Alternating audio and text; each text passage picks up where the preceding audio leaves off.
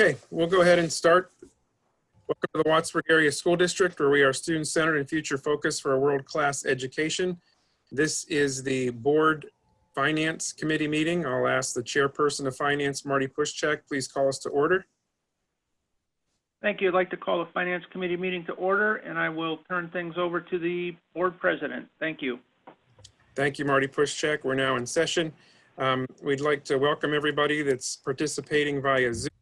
We have one order of business to take care of.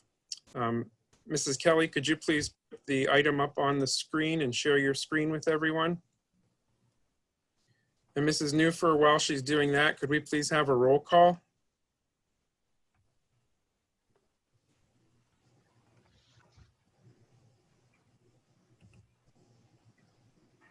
Mr. Blazer. Present. Mrs. Farrell. Present. Mr. Mattson. Here. Mr. O'Donnell. Here. Mr. Paris. Here. Mrs. Pikevich. Here. Mrs. Pound. Here. Mr. Pushchak. Here. Dr. Pushchak. Here, thank you. We normally do not take a roll call attendance at committee meetings, but we will today because we need to suspend our rules that say a majority of the people must be present, physically present. So therefore, whereas the policy 0061 of the Wattsburg Area School District authorizes voting by electronic communication under extraordinary circumstances, and whereas the declaration of a national pandemic by the World Health Organization and a statewide emergency by Pennsylvania Governor Wolf and county state of emergency by County Executive Kathy Dahlkemper is found to constitute extraordinary circumstances by the Wattsburg Area School District Board of Educators. Be it resolved, the requirement in policy 006.1 that a majority of the board members be physically present is hereby waived for the requirement physical presence for this and future committee meetings until rescinded by future motion, that all members participating through electronic communications shall be considered present, so long as any member so participating can hear everything said, and those attending can hear everything said by that matter. I'll entertain a motion to approve the resolution as presented. So moved. Second.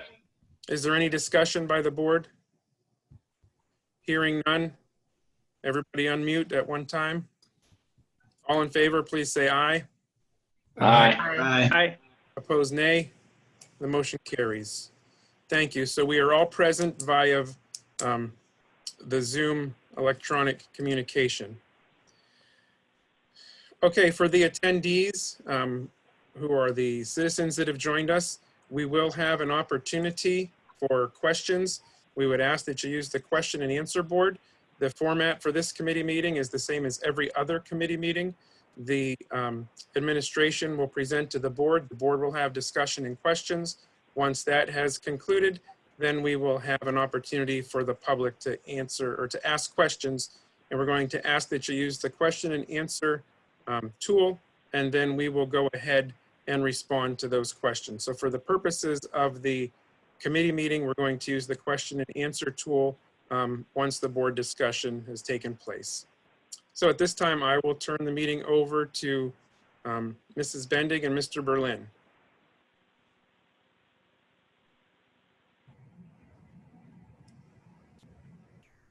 Thank you, Mr. President. For tonight, we're going to go over the executive summary for the proposed final budget for the 2020-21 fiscal year starting July 1st, 2020. Currently, there is, at our last Finance Committee meeting, we presented a budget that had a deficit of $113,400. We've had some additional revenues come in and we've adjusted some expenditures. So the budget is now balanced with a zero tax increase. So just going down the list, we're maintaining and enhancing all programming. The basic education subsidy, we added in what the governor had proposed in the budget for that. Federal programming and transportation special ed reimbursement funded at this year's rate. There was an additional amount to special ed that went into that, that was accounted for in the budget. Continued funding of the Ready to Learn educational block grants. We've not accounted for any retirements at this time, although I think that there may be a couple coming, but that's unknown at this time. The Act, I'll just mention that the Act 1 allowable index at this point for the next year is 3.5%, and that equals $386,784 if we went to the maximum allowable index. Just following along the budget highlights, the salary increases for this year were low because it was over budgeted for last year due to the early retirement incentive plan. Medical insurance slates projected to have a lower increase than prior years. Continued curriculum material funding at $250,000. Some maintenance initiatives. There are some things that we have to do to keep our buildings in place. There'll be some asphalt work that will be done this summer or budget pending. Some waterproofing and repointing for the buildings. The Smart Edge HVAC building controls maintenance agreement that we have, there's a decrease in that this year because with the WAMS renovation, we have a 1-year warranty on some of that work. So the building control agreement for that building is reduced due to all of that work should be covered under warranty. We haven't finalized the punch list on that renovation. The carpeting and flooring replacement that was scheduled to be continued at the high school has been put on hold to allow the budget to be passed with no increase. Technology initiatives that are continuing along, district laptop replacements, backup battery replacements that need to be done. The wireless access points at the middle school and the elementary school, those are funded with some E-rate. Actually, only one building is actually budgeted for. The other building's going to be covered with some E-rate funding. And all of the Cisco Edge switches at the high school will need to be replaced. Our budgetary reserve is set at about $1 million. There's $750,000 for the charter school tuition that we're keeping in to budgetary reserve to allow our tuition rate for charter schools to be less. And the $300,000 for the budgetary reserve is our operating contingency. I'll just mention that there's some primary budget deficit drivers of $245,000 in tuition to other districts for special ed costs. And the charter school tuition rate went up about $150,000 over last year's budget. The increase to the retirement ER portion is about $50,000, which is less than it has been in many years due to the rate finally flattening out, and increase to transportation costs about $39,000. So $484,000 was our, the deficit driver that made our budget grow to the point that it did. And just the note at the bottom that we did increase the basic ed and special ed subsidy from the state to equal what is in the governor's budget. So going on to the next page. I could add from what I'm hearing through PASA that there's a lot of assumptions being made. So we're not sure what our basic ed funding level is going to be. So we're being very conservative with that. But I'm hearing that the government, the PA government, is already running behind to the tune of $2 to $4 billion in revenue right now. So I don't know if that issue is going to be passed down to us before this budget year comes to a close, or if it'll hit next year. But so, we'll keep an eye on that as we get closer to June.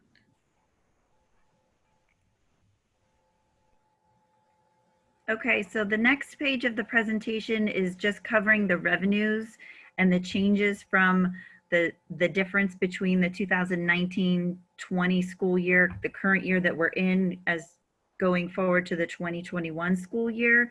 This revenue, there's been some increases and decreases to the categories. I won't read each of them. I will mention that our historical collection rate had been set at 93.6% for many years.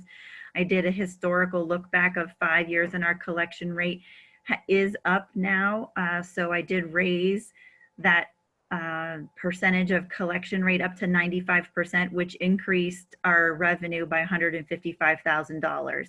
So I'm not sure with the way things are going, with so many people being out of work, if that per collection rate is going to remain the same or if it's not, but this was a conservative estimate at this time for this purpose.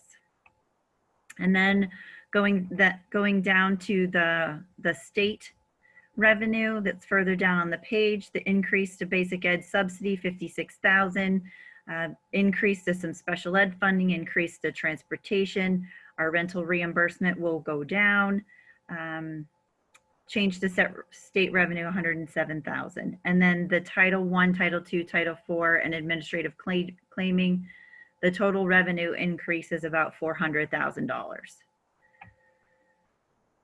And then on the next page is the changes to the expenses by category: salaries, benefits, instructional, increase to special ed expenses. Those are $261,000. That's a large chunk. That's not just charter schools and but that's children going to other schools, other districts too. Decrease in maintenance expenses. There was some increases to maintenance expenses that were built in for the WAMS renovations that we will not need for next year. And I did talk about on the executive summary page about some things that are being put on hold to try and allow for a zero tax increase budget. So there's some decrease in maintenance expenses, but I assure you that it's not like we're cutting corners and saying that we can't fix anything that's broken. It's just the extra that had been put in there for the renovations.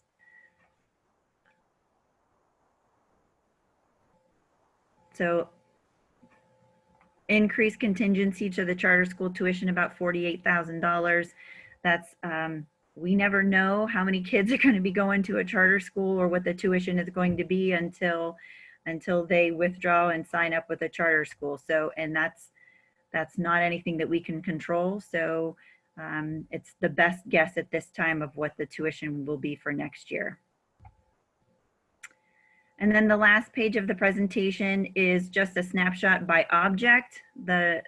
So if you wanted to see by salaries, what group of salaries, where those expenses are, or what kind of expenditures we're spending things on, they're broken down by object, not by department and object.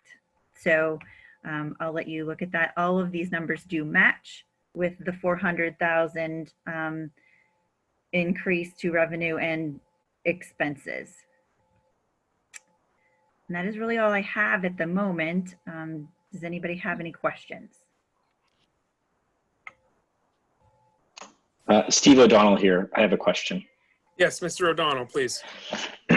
My question is, so the number we have put in the budget for technology initiatives, that seems to be the same number that we had previously, prior to what we're experiencing right now, where this force into online learning. Although I know that we're purchasing things, things will come through because of grant money and all of that. Has there been any discussion about, does that amount work in a world where maybe we'll have some additional initiatives next year to help teachers prepare for, a potential other issue where we have to go online or offline? Well, I can, a couple things. Later in the work session, we're going to ask the board to approve purchasing 300 hotspots.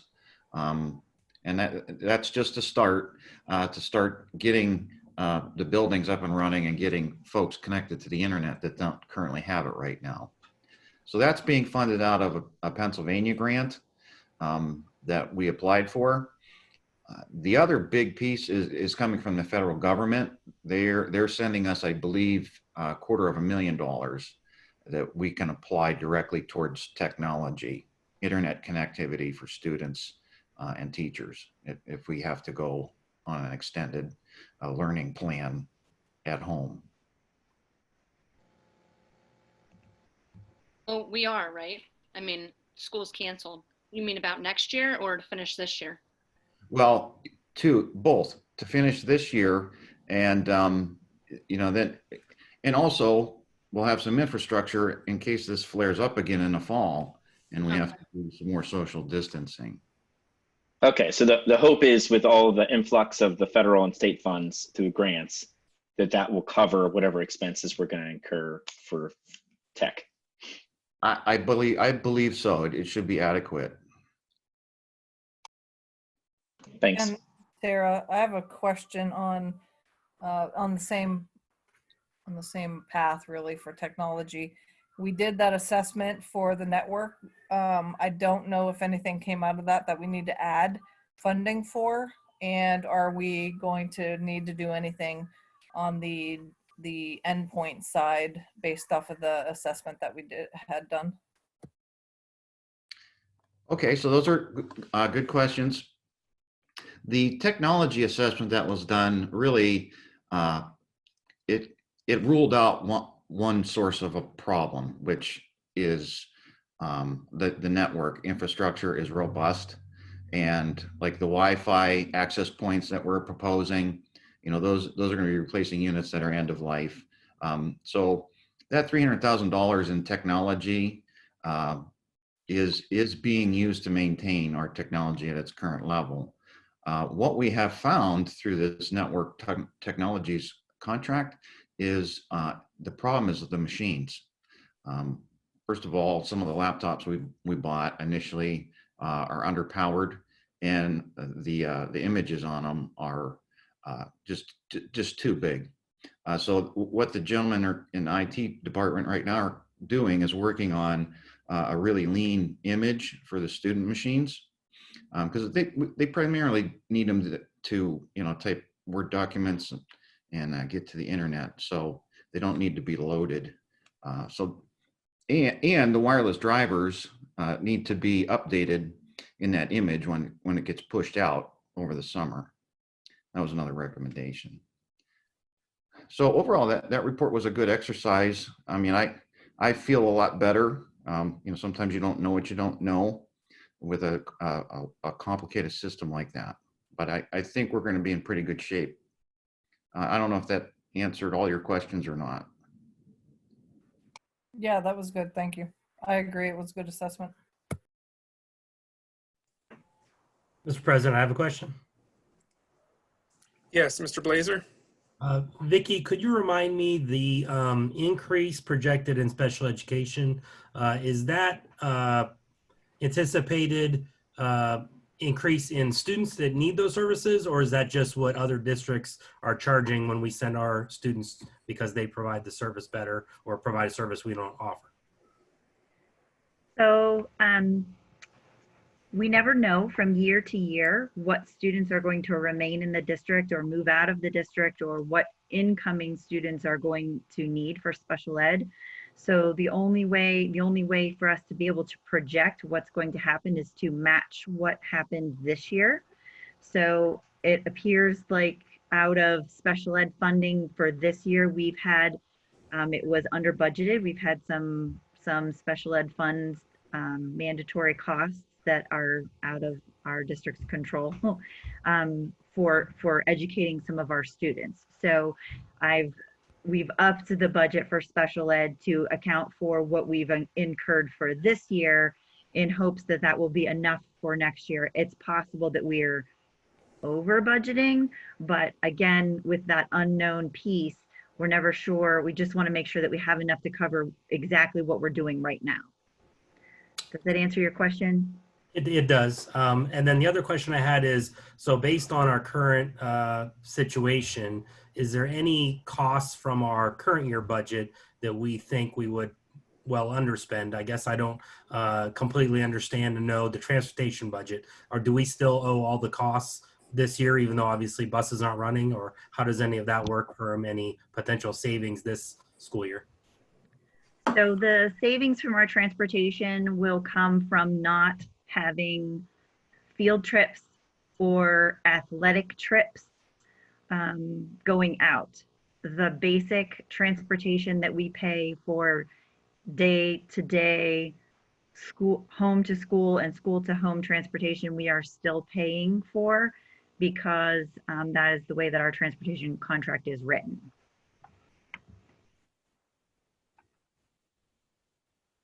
Josh Paris, I have a question regarding transportation.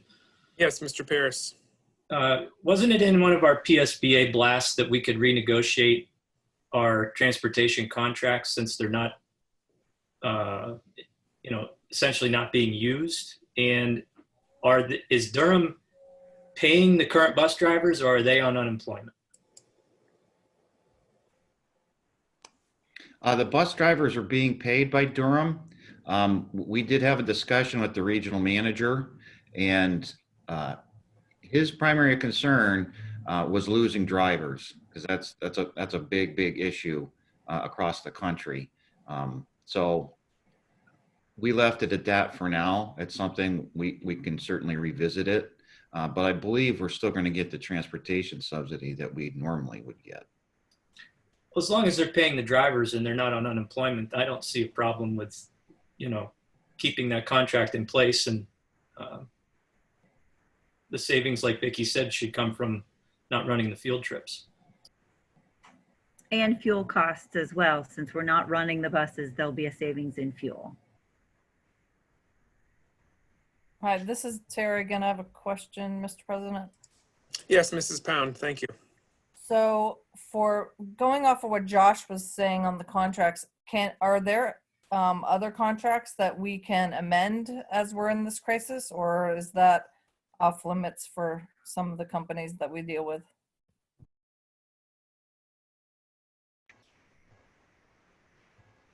I'm not sure what other contracts you're referring to. We don't really have a lot of majority contracts. I mean, the food service contract is one that comes to mind, but that's not a general fund expense. That's a food service expense. And right now they're keeping us afloat so that we're providing meals to the community. So that's not something that I would think we would want to look into. But other than that, we don't really have any other contracts that I can think of. Yeah, the other big one that comes to my mind is Smart Edge and UNS. We have a pretty decent sized contract with them to maintain our controls and do preventative maintenance on all the HVAC equipment. But that, I mean, the equipment's running and it still needs to be serviced. So I don't think there's savings to be had through that contract. Okay, thank you.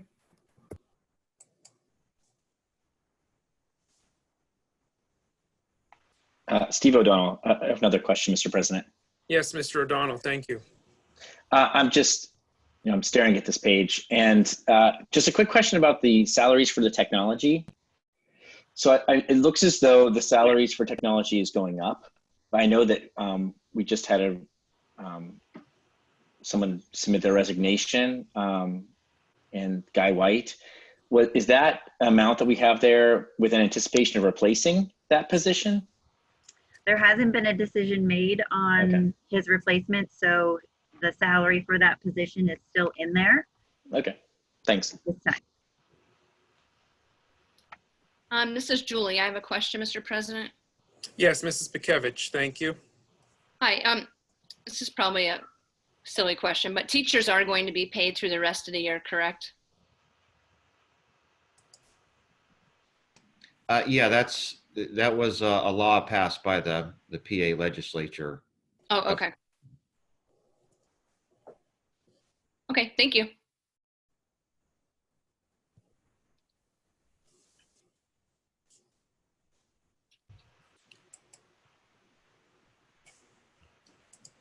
Are there any other questions from the board? Any further discussion from the board? Steve-O, I just want to say great job in balancing it. You know, it was a nice size number. Great work. I agree, Mr. O'Donnell. I think we all appreciate the administration's efforts to get this down to a zero tax increase, particularly with the surprise pandemic that was dropped on us right when we were humming along in good financial shape. So yes, thank you to Vicki and Ken and their staff. Yeah, nice job. Okay, at this time, we would like to ask if any of the 6 attendees have a question. If you do, would you please submit it through the Q&A feature down at the bottom? And then Mrs. Bendig will read the question, and then we will have an opportunity for discussion or a response if we have it. So we'll be patient. This is new for all of us, so we'd like to provide the public some time. So if there are any of our 6 attendees that would like to ask a question, please submit it in the Q&A area. Thank you. And then Mr. President, as they come in, I will just defer to you to read the question and then provide a response or an answer. Mr. President, there's one question from Joy Bible. She asks, can you describe what we need a laundry service for? So currently we have laundry service because there are rugs that are at the entrance to every building to help with salt and water tracking in and out of each entrance. Those are also at the entrance of each building, in the administration building, and at the bus garage. So that's basically what we pay the service for.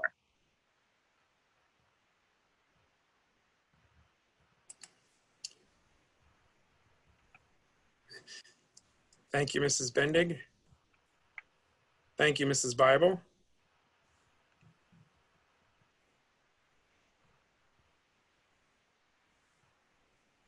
And again, we'll still allow some time for our attendees to provide a question using the question and answer tool.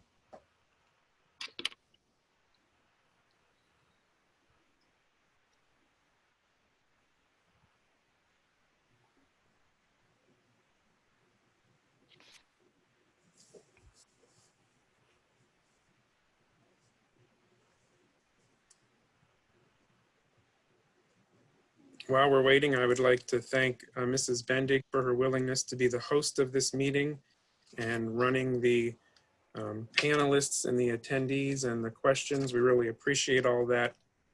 So far, so good. Thank you, Mrs. Bendig. Thank you. It's my pleasure. Hi, this is Terry again. I do have a question, Mr. President. Just, Yes, Mrs. Pound, go ahead. We talked about the charter schools and how we don't really know what the cost is going to be year to year. So I'm assuming we go based off of historical data and then do some type of average. I'm just curious in my brain how that works. I'm sorry, Tara, I was reading and I didn't hear of all of your question. Can you repeat yourself? Sure. You know how we talked about the charter schools and we don't really know what the cost is going to be year to year. I'm assuming we go off of historical data and do some type of average. In my brain, I'm just curious how that works. So, good question. Charter school funding continues to go up. As our budget grows, the tuition that the district has to pay for students to attend a charter school, whether cyber or brick and mortar, grows as well. There's a calculation that I am required to do for the state that goes through all of our expenditures. There's some exclusions that are allowed for that type of thing as well. So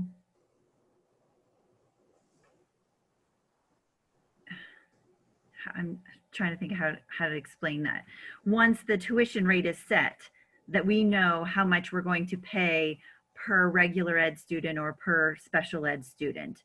But the the change in the students changes some, but we never know if that student is going to return to Seneca or if they're going to end up going to a private school that is being paid for tuition by their parents, or if they're going to come back to school, or if they're going to move out of the district. So I have not done any historical average. I don't want there to be a shortfall in there. So I try to plan for the same number of students that we have this year, going forward, the same number of students that we're going to have for next year. So whatever we're going to pay in charter school tuition this year, I'm hoping that if we budget the same amount for next year, it's going to be enough. Not that we've budgeted enough, but what did we actually expend? Did we have to transfer money from contingency to pay for charter school tuition? At the end of the 1920 school year, did we pay $750,000, and was that and that's the amount that we are trying to build into the budget for next year? Gotcha. Okay, thank you. And most of those cyber students are, well, they're cyber charter students. We have very few students that go to a brick and mortar charter school. We have a couple. So by and large, and the numbers, it's kind of shocking. It's somewhere between 60 and 65 students are costing us $750,000 a year to be educated at home for free, like the commercials say. Well, it's not free. The Wattsburg taxpayers are paying for these children to be in these programs. One movement that's starting to gain some traction with the charter school costs it's not apples to oranges or apples to apples, right? Because we're a traditional school district. We have a lot of overhead that a cyber charter doesn't have. We have busing, we have buildings that we have to maintain. We have a lot of employees that come in to support the students, and cyber charters simply don't have that overhead. So there's bills that have been floated around that would cap what charter schools could be paid tuition wise. So I'm hoping for some relief there in the near future. On that same note, do we track the reasons why kids don't want to go to Seneca? And is there something that we can put in place, some type of program that entices them to come back? So we've done that a couple times with not very good results. You know, we did letter campaigns, postcards, mailers, phone calls, and it more comes down to the profile of the student. A lot of the students that go to the cyber charter, I guess I'll just put it in plain language. There's something about our schools they don't like, so they want to leave and go somewhere else. And it might be that they have an attendance problem, they have a lot of discipline issues, or they need services, and we're advocating for them to have special services to help their children. But they feel that they don't want our help, so they just take up root and go to one of these cyber charters. They often come back, and they're usually credit deficient, and then we have to figure out how to get them caught up and get them to graduate.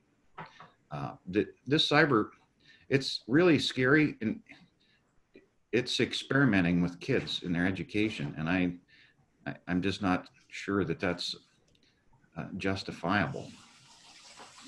But that's just, my take on it. Mr. President, there is another question. Yes, Mrs. Vendig, please. Lori Zomzel writes, can you explain where the $325,000 reimbursement from the embezzlement is shown in the budget? I'm happy to answer that. The $325,000 reimbursement we did receive in, I believe, January. I'm not sure exactly what month, but we did receive that money. It just goes into the general fund. And we received it as a reimbursement from an insurance claim to the appropriate revenue account string in this current year 2019-20 budget. So At the end of the 1920 school year, there will be a period of time where when we have our audit and we talk about what excess or surplus revenues there are, they will end up in an unassigned fund balance. And at that time, the board will make a decision on what to do with the excess money that's left over at the end of the 1920 budget. We don't plan to have that money built into next year's budget when we don't know what that number is actually going to be until the year is over. I mean, we have forecasted that we always strive to underspend expenditures and underestimate revenues so that there is a surplus at the end of the year, and then that goes to a committed fund balance or stays in the unassigned fund balance until the board decides what to do with that money. Does anybody else have anything to add about that?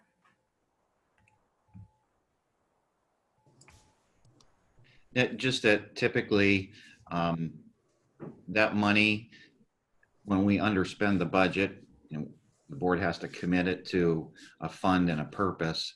And typically that goes towards capital projects. Because there's always things on the campus that need to be maintained and replaced. And whenever we can, we like to put things on a replacement cycle so that we don't get in a situation where we have a building that's in failure mode. So that's just a common use of those underspent funds. Thank you for your question, Mrs. Zomzel, and Mrs. Bendig. Thank you for your response, and you as well, Mr. Berlin. Are there any further questions from the audience at this time? Any further questions from the audience? Again, if you've just joined us, we're at the audience question portion of our Finance Committee meeting, and we're using the Q&A feature for the citizens in the audience to ask a question.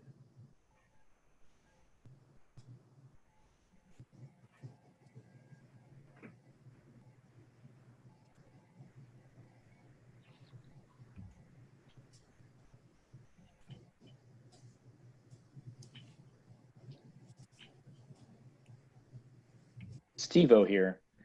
Yes, Mr. O'Donnell, go ahead. Thank you. Just a quick thought, a follow-up thought to the conversation you were having just a moment before the last question, the whole idea of students going to charter school and cyber learning. My daughter never has expressed any interest in cyber schooling and loved her class, loves her teachers, loved her experience at elementary center. But she just said the other day how she loves the idea of working cyberly. And she didn't use those exact words, but it'll be interesting to me to see now that students have had an experience of what this was like. If there are students who wouldn't have traditionally thought about it, who might consider it, I don't know. It will be an interesting beginning of the year, I believe. Just from another parent's perspective, I can't wait till schools open back up and we no longer are cyber schooling our children. So yeah, there's many different perspectives out there.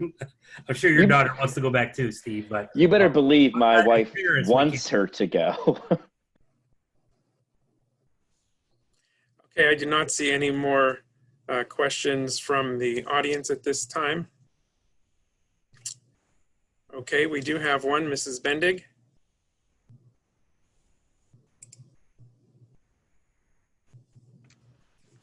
There is one question from Jody. It says, hello, who approves or mandates the charter school? So the charter schools have been around since 1997 when the state of Pennsylvania passed its charter school law. Online cyber charters are actually approved at the state level, whereas local brick and mortar charter schools are approved by local school districts. And then a district will get an application from an organization that wants to operate a charter, and there's back and forth. There's a format, a process to go through so that the district feels that, yeah, it's going to be a legitimate school to fund with taxpayer money. We don't have any charters out in our area that operate that way. There's quite a few in Erie. Primarily though, cyber students, cyber charters have our kids. And just to follow up on that, I'm not sure what perspective the question was asked from, but anyone can decide personally if they would like their child to attend our charter school, a cyber charter school, as opposed to a public school. Everyone has that option. So it's not like we approve for children or mandate that children attend a cyber or a charter school. It's the parent's choice on how they want that child to be educated. Thank you, Jody, for your question. Thank you, Mrs. Bendig, Mr. Berlin, for your responses.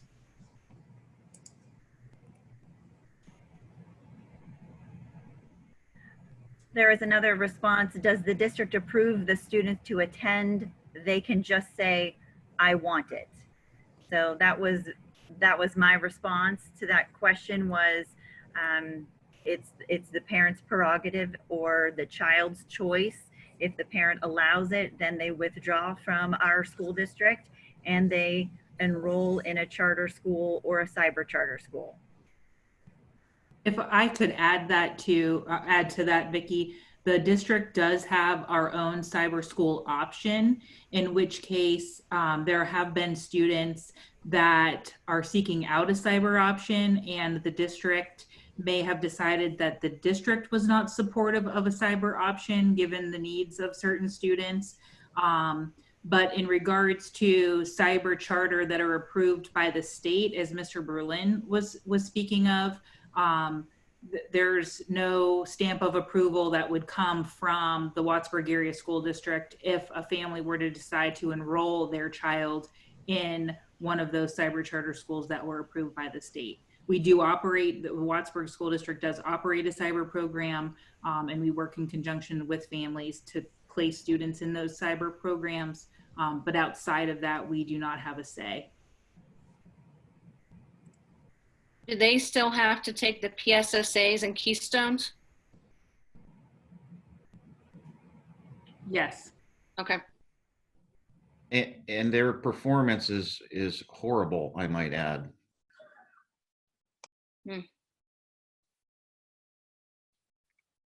Do their scores on the PSSAs or Keystones go against the district?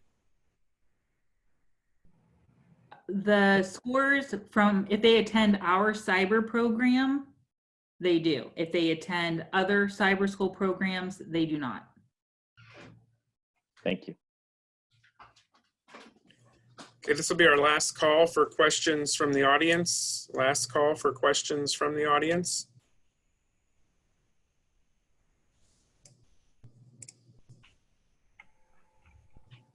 I do appreciate the 7 people that joined us this evening. Any final questions from the board regarding the proposed preliminary budget? Mr. President, it's Julie. I have a question, please. Yes, Mrs. Pikevich. I'm just curious, are there any Wattsburg kids doing the Wattsburg Cyber School option?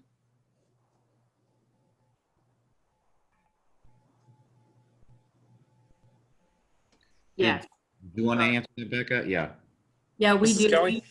We I want to say approximately maybe 15 to 20 students that we have currently on our cyber program for various reasons. Some want to be educated via cyber. Some, due to various medical needs, require a cyber option. And so they're enrolled in our cyber program. So yes, we do have several taking advantage of it. And it's also useful in recovery. You know, if a senior or a junior falls behind on their coursework, if they don't pass a class, we can, you know, remediate them and get them caught up within the same school year. So is it an option to say, go to school and then do a cyber class to get caught up? Yes, we've done that. Okay. Yeah. it usually occurs 11th and 12th grade as they're getting close to the end. Okay. All right. Thank you. Any further questions from the board regarding the proposed preliminary budget that reflects a 0 tax increase and a balanced budget? Okay, this will conclude our Finance Committee meeting. And just to let our participants know, we chose to just keep the same meeting going for the work session, so you wouldn't have to log out and log back in. So this will be the same meeting that we will begin at 7 o'clock, which will be our work session. And then any new attendees that will come in at that time will be joining us for the meeting. So the committee meeting is adjourned. We will be in recess until we call the work session to order at 7 p.m. Thank you very much.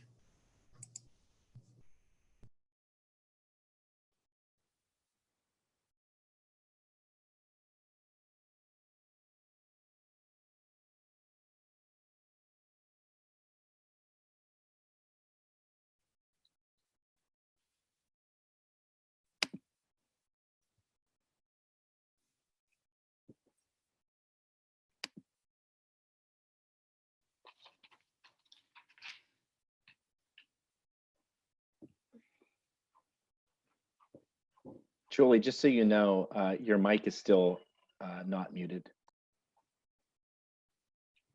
Well, thank you very much. No problem.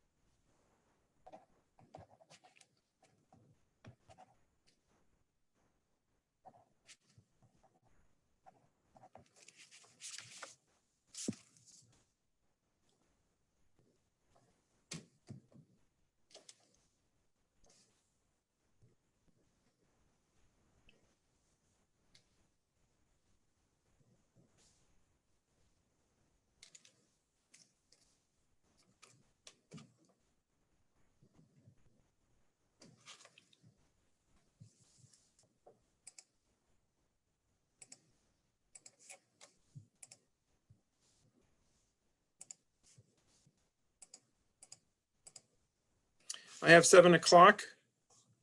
Good evening, ladies and gentlemen. Welcome to the Wattsburg Area School District, where we are student-centered and future-focused for a world-class education. The Board of School Directors work session is now called to order. Would you please rise for the pledge to the flag?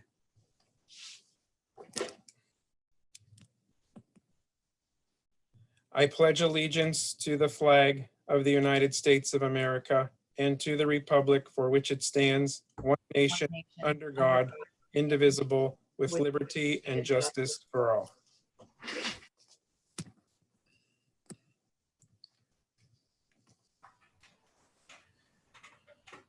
May we have a roll call, please, Madam Recording Secretary? Mr. Blazer, Present? Mrs. Farrell, Here. Mr. Mattson, Here. Mr. O'Donnell, Here? Mr. Paris, Here. Mrs. Pekevich, Here. Mrs. Pound, Here. Mr. Pushcheck, Here. Dr. Pushcheck. Here. Thank you. I'd like to welcome everyone, our board members, as well as our 9 attendees who have joined us. We had a successful committee meeting using the Zoom technology. We hope for a successful work session as well. We have to take care of 2 items. One is to permit the board to meet via distance ed without having a physical presence at the board meeting. And then we have 2 items of emergency nature that need to be approved tonight. We'll need to vote to suspend the rules for those 2 items. So first of all, whereas the Wattsburg Area School District Board Policy 006.1 authorizes voting by electronic communication under extraordinary circumstances, and whereas the declaration of a nationwide pandemic by the World Health Organization and a statewide emergency by Pennsylvania Governor Tom Wolf and a county state of emergency by County Executive Kathy Dahlkemper is found to constitute ordinary circumstances by the Wattsburg Area School District Board of Education. Therefore, be it resolved that the requirement in policy 006.1 that a majority of the board members be physically present is hereby waived. The requirement for physical presence for this and all future work sessions until rescinded by future motion, that all members participating through electronic communications shall be considered present so long as any member so participating can hear everything said and those attending can hear everything said by that member. I'll entertain a motion to approve. Motion to approve, Jeremy Blazer. And a second. Josh. Okay, thank you. Any discussion? Hearing none, voting to approve the waiving of the methods of operation. All in favor, please say aye. Aye. Opposed, nay. The motion carries. We will also need to suspend the rules per policy 006 to allow voting on action items identified below. There are 2 items on your agenda. They are indicated with an A prior to the motion, and A stands for action. One is B6, which is Pressbox fiber connection out to the stadium project to be contingency. And the other one is TE3, an emergency purchases of cellular hotspots, which will be also paid for with the money coming in from the state grant. So we have just 2 items on the agenda. When we get to those items, we will have a vote on those 2 items only. Everything else is for information and discussion. Therefore, I will entertain a motion to suspend the rules per policy 006 to allow voting on the 2 action items identified in the agenda with the letter A. Josh, so moved. Second, Jeremy. Is there any discussion? Hearing none, all in favor, please say aye. Aye. Opposed, nay. The motion carries.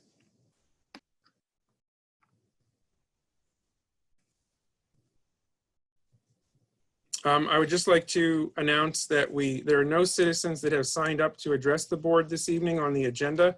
However, visitors that would like to sign up tonight to address the board for 5 minutes, I would ask you to submit your name under the Q&A feature.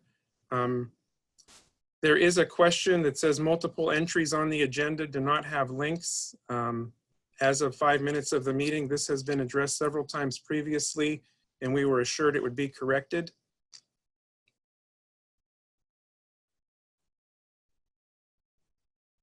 Mrs. Newford, do we have links for everything that's on the agenda at this time?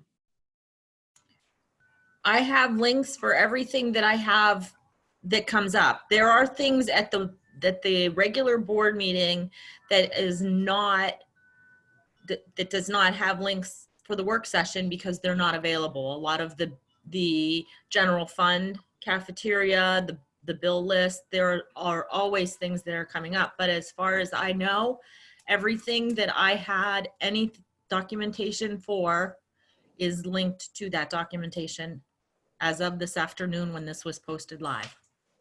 Okay, thank you. And this, that was a question submitted by Troy Z. Troy Z, if there is anything that you need, please see Mrs. Newfer. And if it's not today, I certainly do apologize, but we worked hard to get all the links live. So once again, if there will be any visitors that would like to address the board for 5 minutes this evening, please go to the Q&A feature to submit your name. We'll give you a moment to do that. Mr. Berlin, any school reports this evening? I don't have a school report, but I will update you on where we're at with our distance learning plans. Okay. Do we want to wait for the superintendent's report for that one? Sure, that'd be fine. Thank you.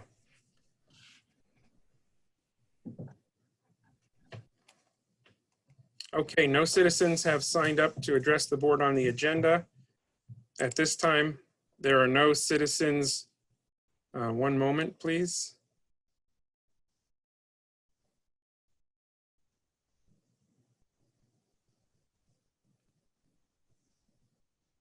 Mrs. Bible, I will ask that you ask your question because that's the way we're going to run the guest and citizens time. So we have one person that has signed up to address the board tonight, Joy Bible. Mrs. Bendig, if you could please allow her to ask her question so we can follow the prescribed format for this evening. Hi, can you hear me? Yes. Yes, Mrs. Bible, go ahead. So I saw that we have 50% of our community that does have adequate internet service for the online learning, and then there's 50% of the community who does not. And so we're going to get the grant, which is fantastic, by the way, to get them laptops and the unlimited hotspot. So my question is, once that grant is exhausted, what happens then? So I currently pay for my own unlimited internet access and don't have any issues. So is the school going to continue to pick up that tab? Or the people who got those services going to be required to pay on their own? How do you foresee that working? Sure, I appreciate your question. I believe Mr. Berlin will address that during his superintendent's report for what the plan is short-term and in the near future. Would that be okay? Yes, absolutely. Thank you. Okay. Yeah, so total grant funding coming our way is in the neighborhood of $300,000. The biggest expense is obviously buying the hotspots, but then you have to pay the cellular service each month. So I'm hoping we don't have to do a whole year of this, but at least we'll get some infrastructure in place so that if there's periods of time where we have to do social distancing and teaching students at home, we have that equipment. And that it might be something that needs to be put into the budget if it looks like this coronavirus is going to continue to disrupt everyone's lives until a vaccine is found. So then you would cover my bill for my unlimited internet then? I guess I'm not sure how that works. Yeah, that's what we were planning to do is to buy the hotspot and pick up the tab on the service. Okay. But if I don't have a hotspot, I guess is what I'm saying. Do you know what I mean? Like I don't need the hotspot from the grant, but I'm already paying for my own internet as are 50% of the community. Right.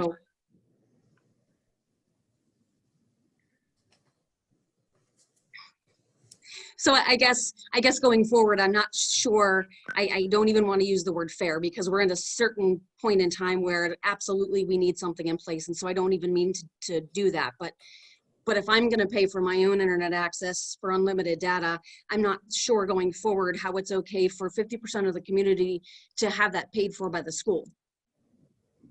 Yeah, I don't know. Me. I don't know that there's a good answer. But I mean, the logic here is putting kids first and trying to get kids and teachers connected.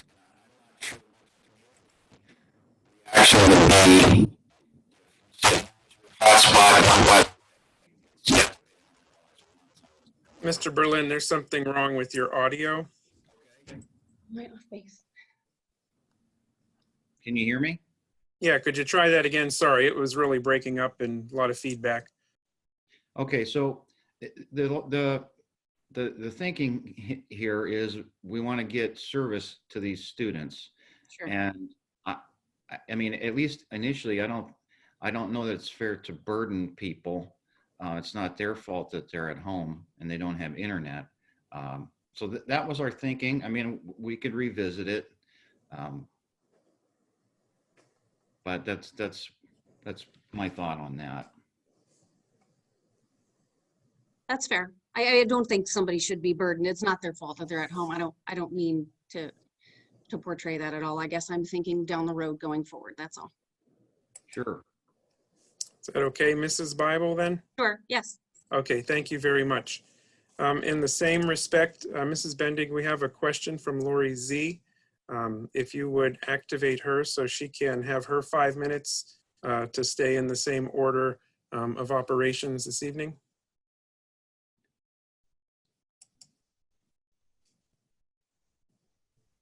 Hello, can you hear me?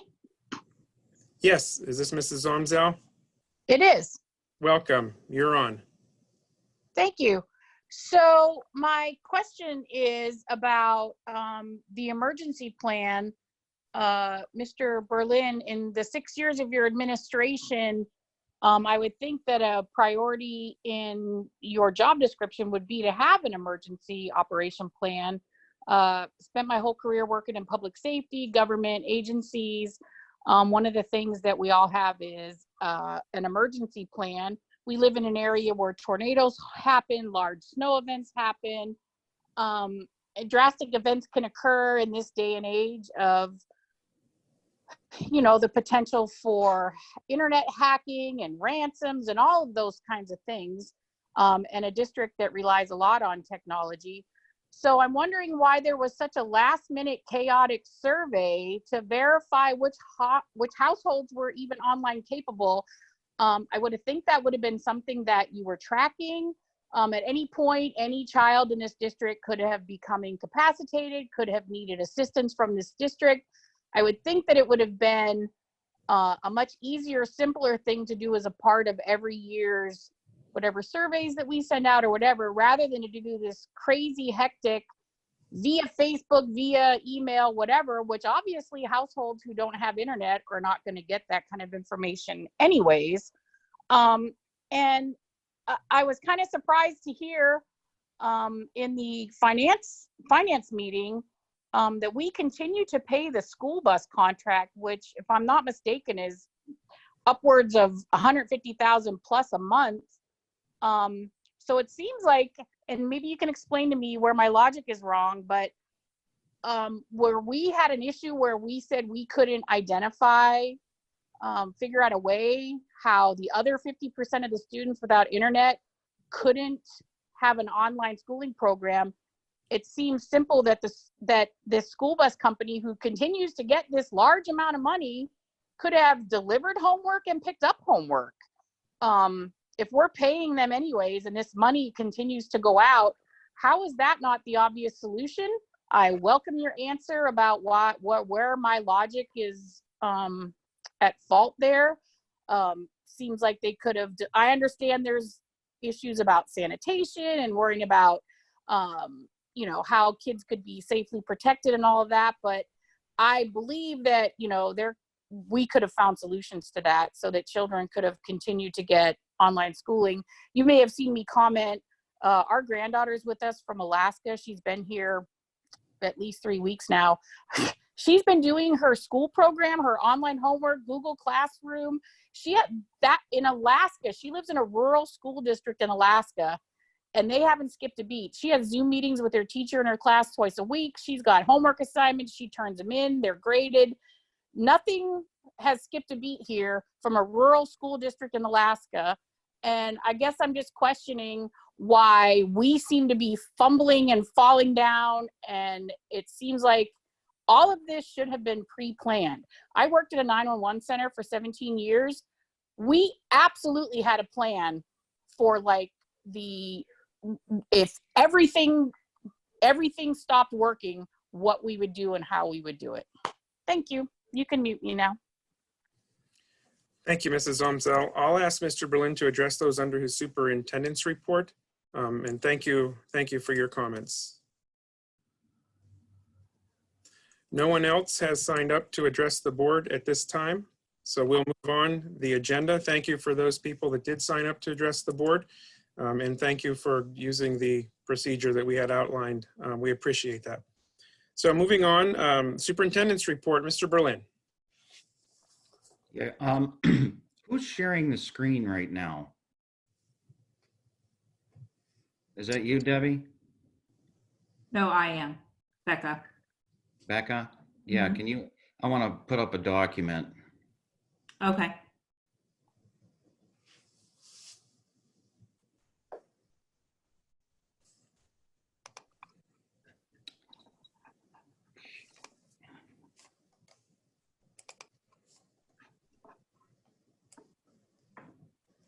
Okay, so I guess I'll start with what I think is the easiest answer with driving the buses around.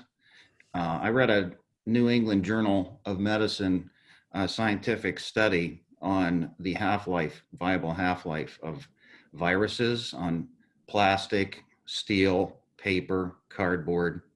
And this is a pretty robust virus. It can live on those things for up to 8 hours. So you may not agree with my decision, but I don't think that is worth a safety exposure to be driving paper, which could have coronavirus on it, around in buses. That could spread the virus to a lot of people. So that's my decision. You don't have to agree with it, but safety comes first. As far as planning for catastrophic events, we are required by the state of Pennsylvania to have a critical incident plan in place that addresses natural disasters of all types. And we periodically review that. The principals all have access to it. It's an online platform. And I share it with the state police and the first responders every year. So yes, we do have one of those plans, and it's updated frequently. I think you're kind of conflating a phone call survey with a crisis plan. People's internet connectivity and emails change so much.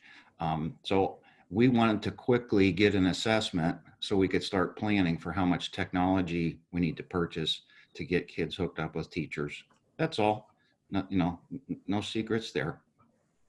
And I think that's all of those questions. So this is our plan, if you can see on the screen, how we're gonna move from enrichment and review to get the teachers up and running on a platform called Teams. And then we're anticipating, if the ship date is still good, hotspots arriving near the end of April. And we want to, our goal is to have a good 4 to 5 solid weeks of online instruction to wrap up the school year. So that's all I have. Hey, Mr. President, this is Tara. I just need to add something to what Ken was saying. Yes, Mrs. Pound, go ahead. Just to add to that question, we at Erie Insurance is a Fortune 400 company. We did the same thing. We had to survey people because things do change. Email addresses, personal email addresses change, their internet changes, their shipping address changes. So we needed to validate that in order to make sure we were rapidly getting equipment and data to our employees. So it's not unusual that that occurs in different companies. That's all I had. Thank you, Mrs. Pound. Are there any questions from the board for Mr. Berlin regarding the plan for planned instruction? Mr. President, I do have one quick question. Yes, Mr. Blazer, you're recognized. So, Mr. Berlin, the Teams platform that you just described that will be utilized soon, is that something that we already had and that teachers are familiar with, or is this a learning curve for them? Is this something new for us to utilize? It's a platform that we've had for quite a while. All teachers have access to it. They have varying degrees of familiarity and comfort with it, depending on how they've used it. So we do have professional development occurring online for staff that need help.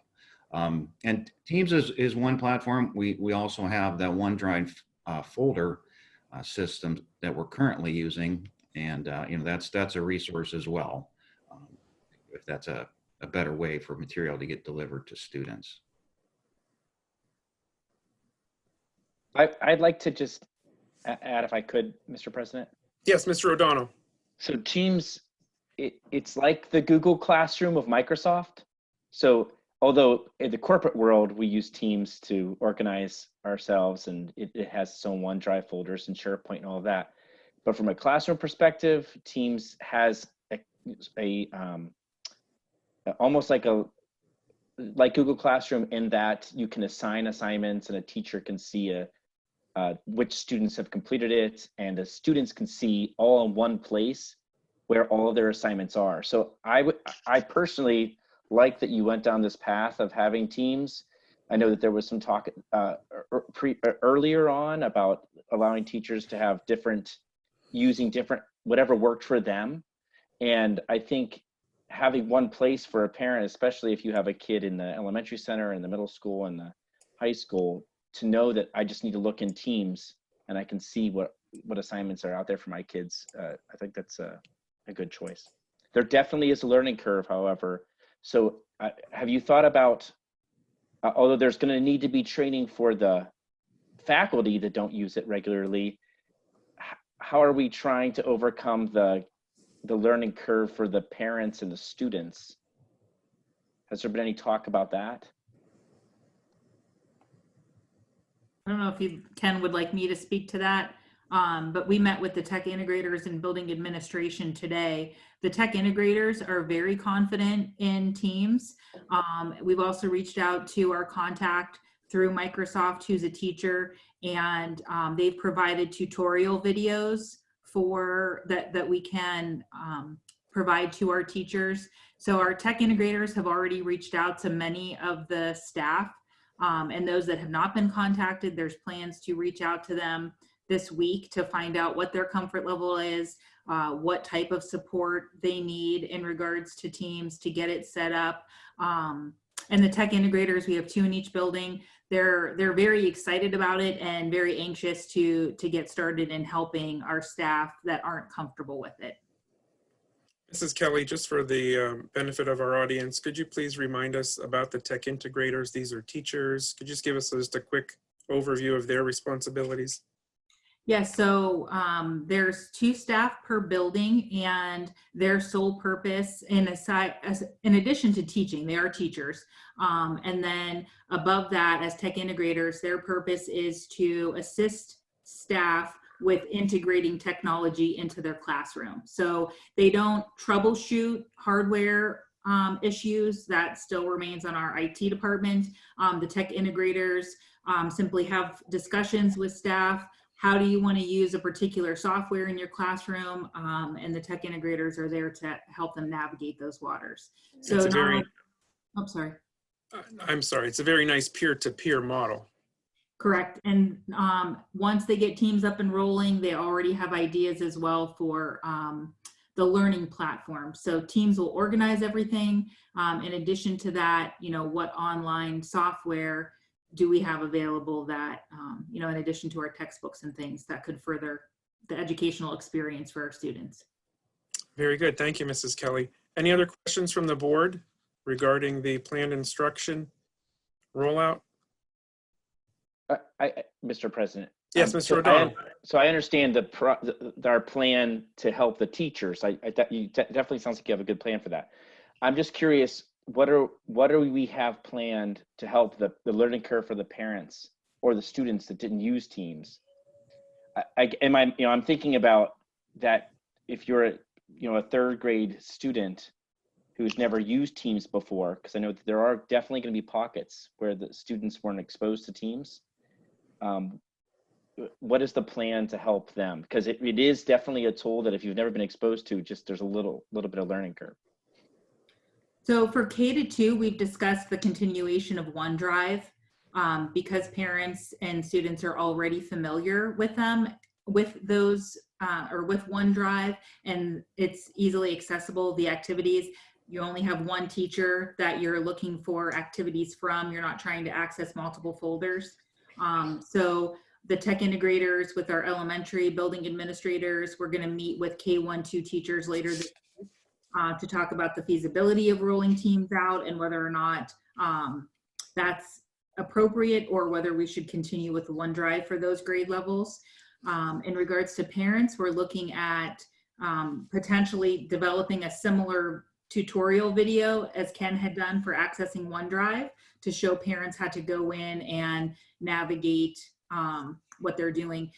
The teachers, I think our students are oftentimes more confident in navigating Teams than some of our staff members. Our fourth grade teacher was just, our fourth grade tech integrator, also teacher, was just telling me earlier today that during this pandemic, some of the fourth grade students had gone on and created their own teams for different clubs and things to keep in contact with one another, in addition to what you're doing. So yeah, I know my daughter's one of them. So she was on Teams.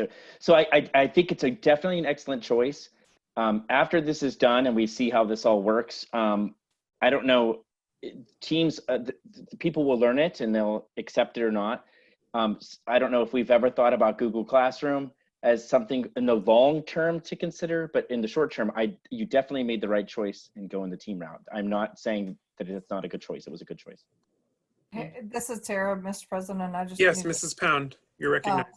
Steve, from a technical perspective, if going from Google Classroom, going from the Microsoft platform to Google is a whole upheaval of your environment. So we need to be careful on that.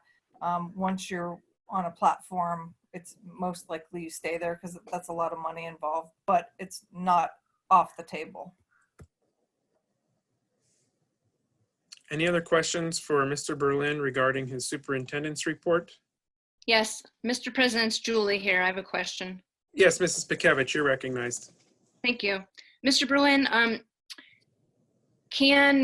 are you giving the teachers, like say the middle school and high school that are using Teams? Because I think a lot of the kids already use that platform, the older kids. I know all three of my kids do in 7th, 9th, and 10th.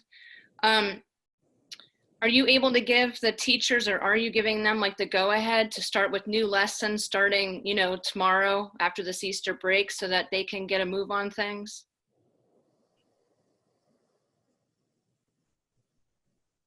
We have to ensure that we're providing as much equal access for all students. So I think teachers can go ahead and start setting up teams and connecting with kids, but we're going to have to start new instruction on a particular day and do it together. Okay, and I have one more question. Thank you.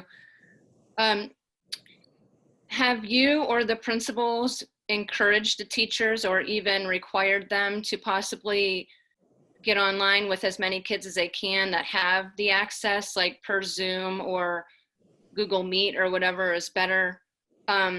None of my kids have had any connection with their teachers or classmates as far as, in a setting that would be like a Zoom situation like we're on now.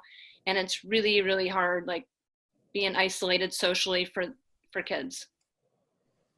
Sure. Well, we're definitely directing them clearly to start making those connections. I mean, up until now, teachers had been doing their own type of enrichment, and depending on the teacher, some are real savvy and would do Zoom and meet with the kids, and some have not done that.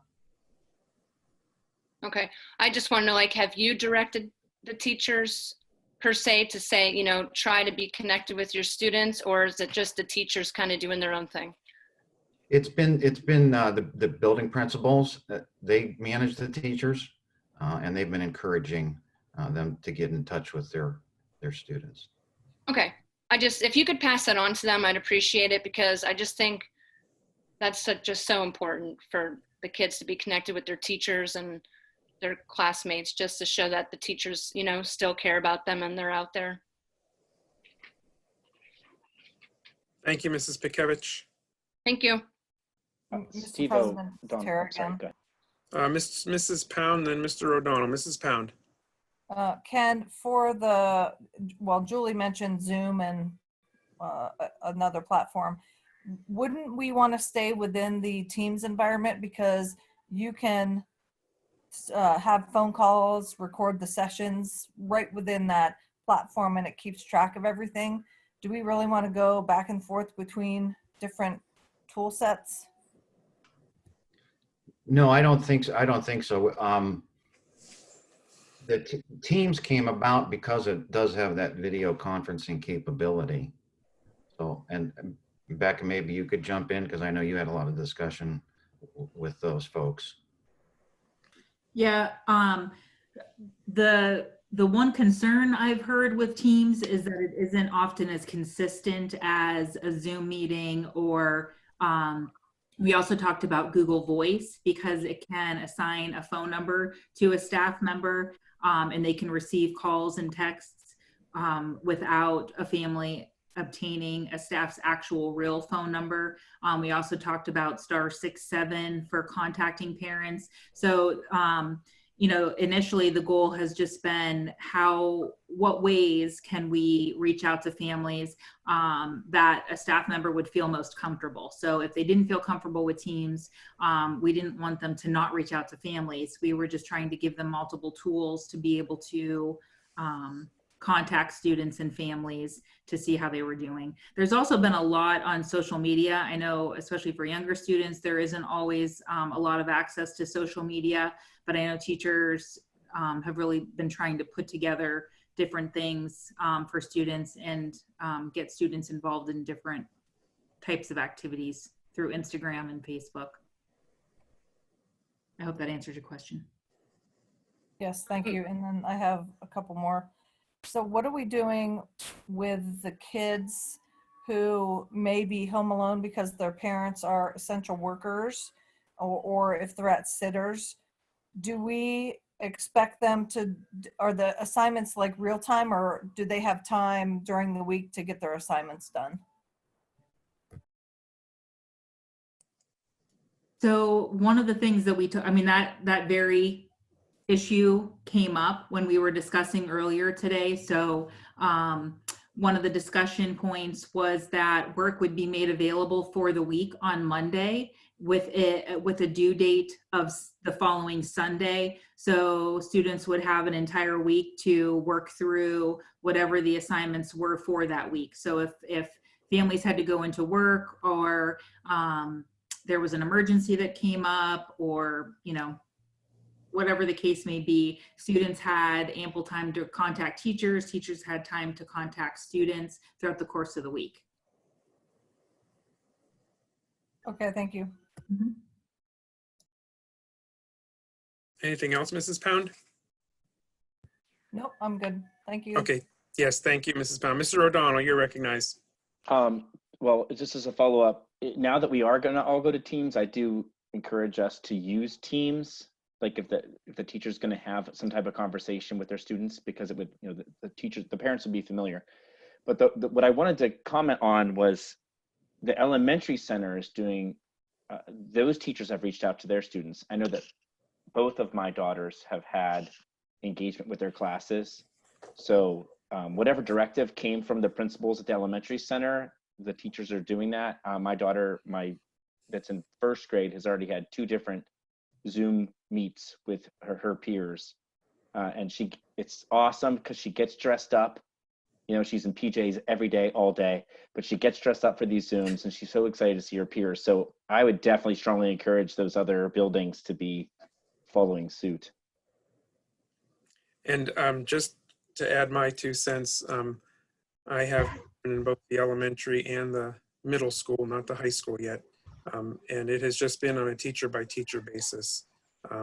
All of the elementary teachers have Zoomed with our students on several occasions.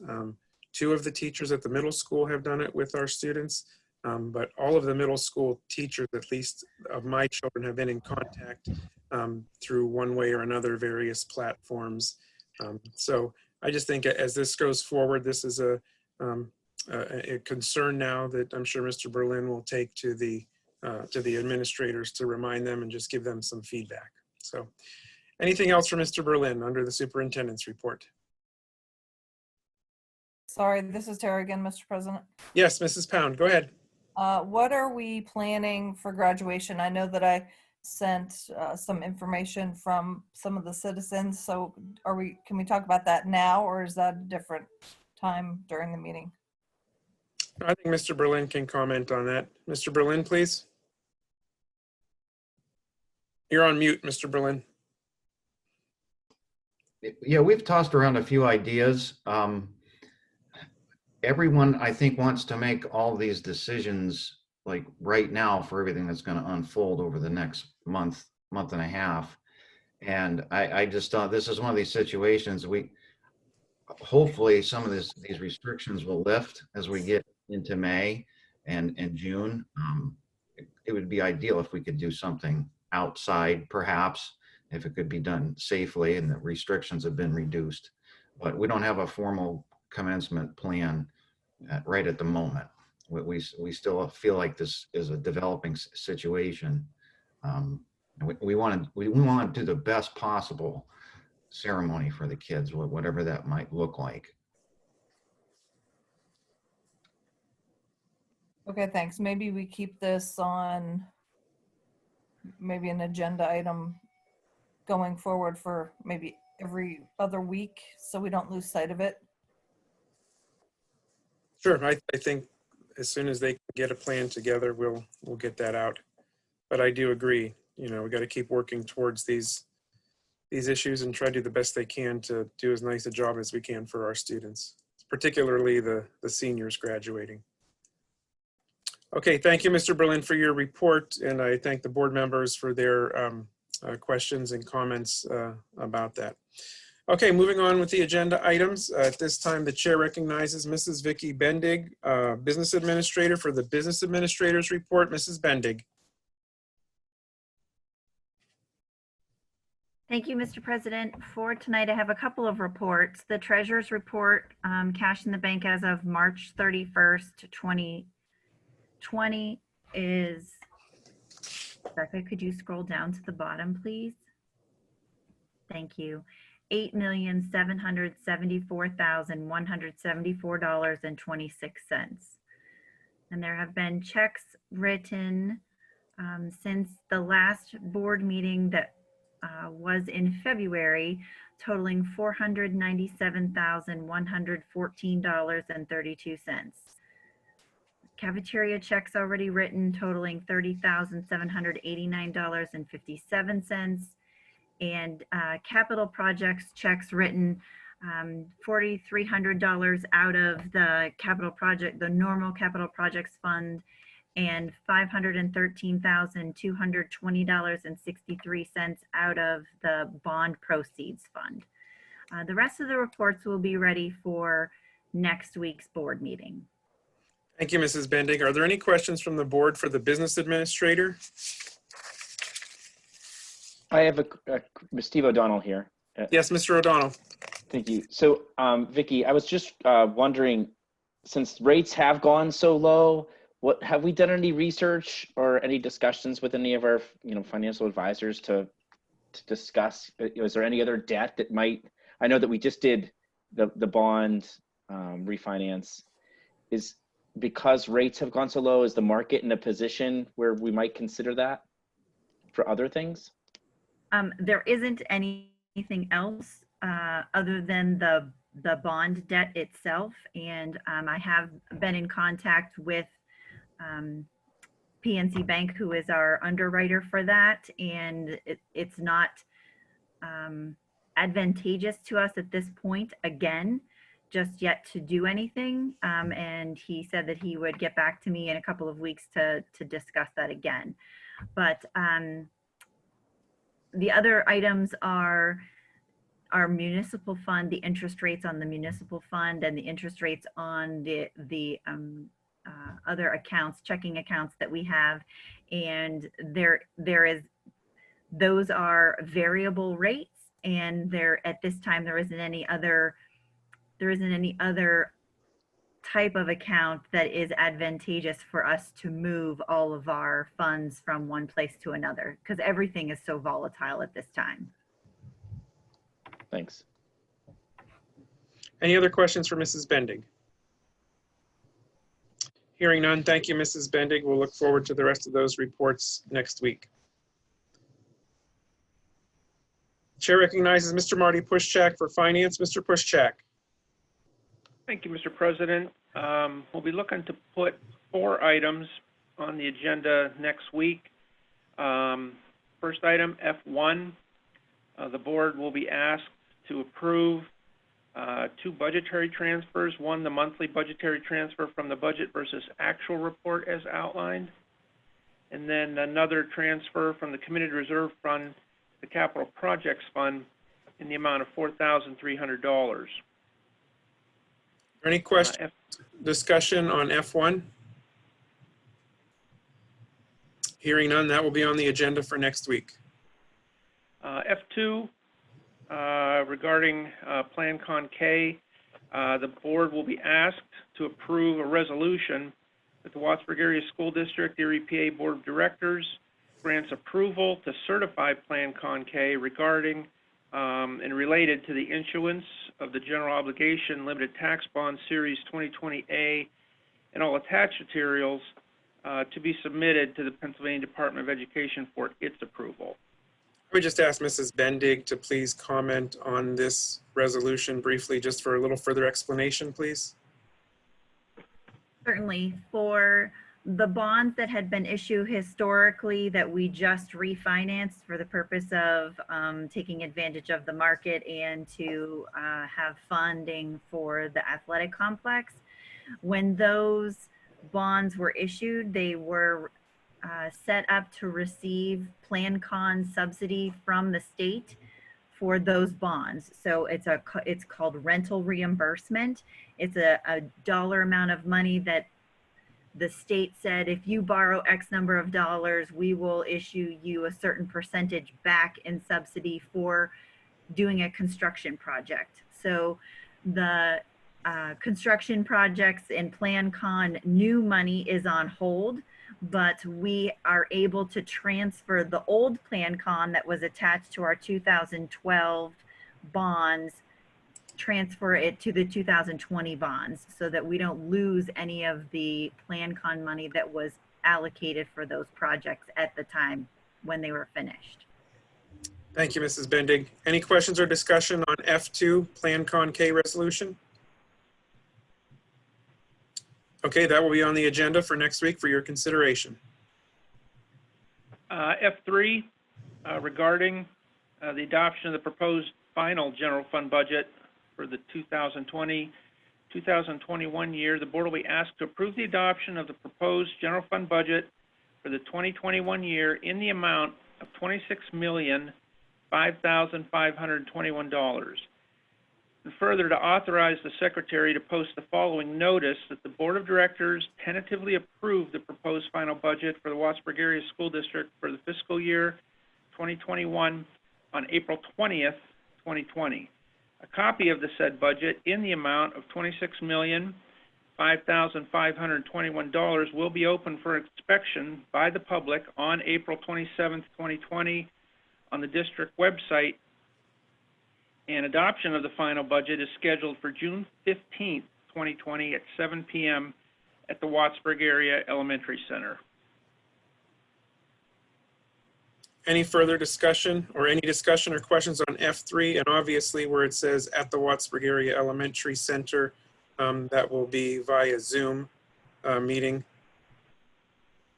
at this time, because we've approved all further regular meetings for Zoom. I have a question, Josh. Yes, Mr. Paris, go ahead.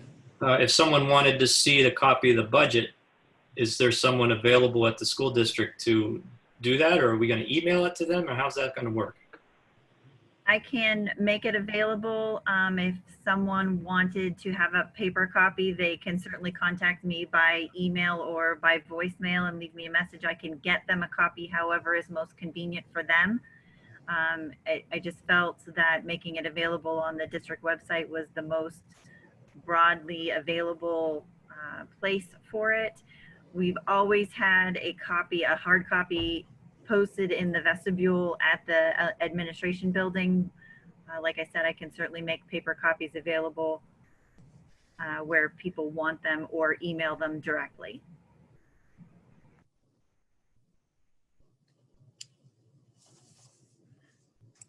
And for the attendees at our meeting that may not have attended the Finance Committee meeting, this proposed This proposed final budget reflects a zero tax increase. The administration worked hard to get it down to that, and we appreciate their hard work.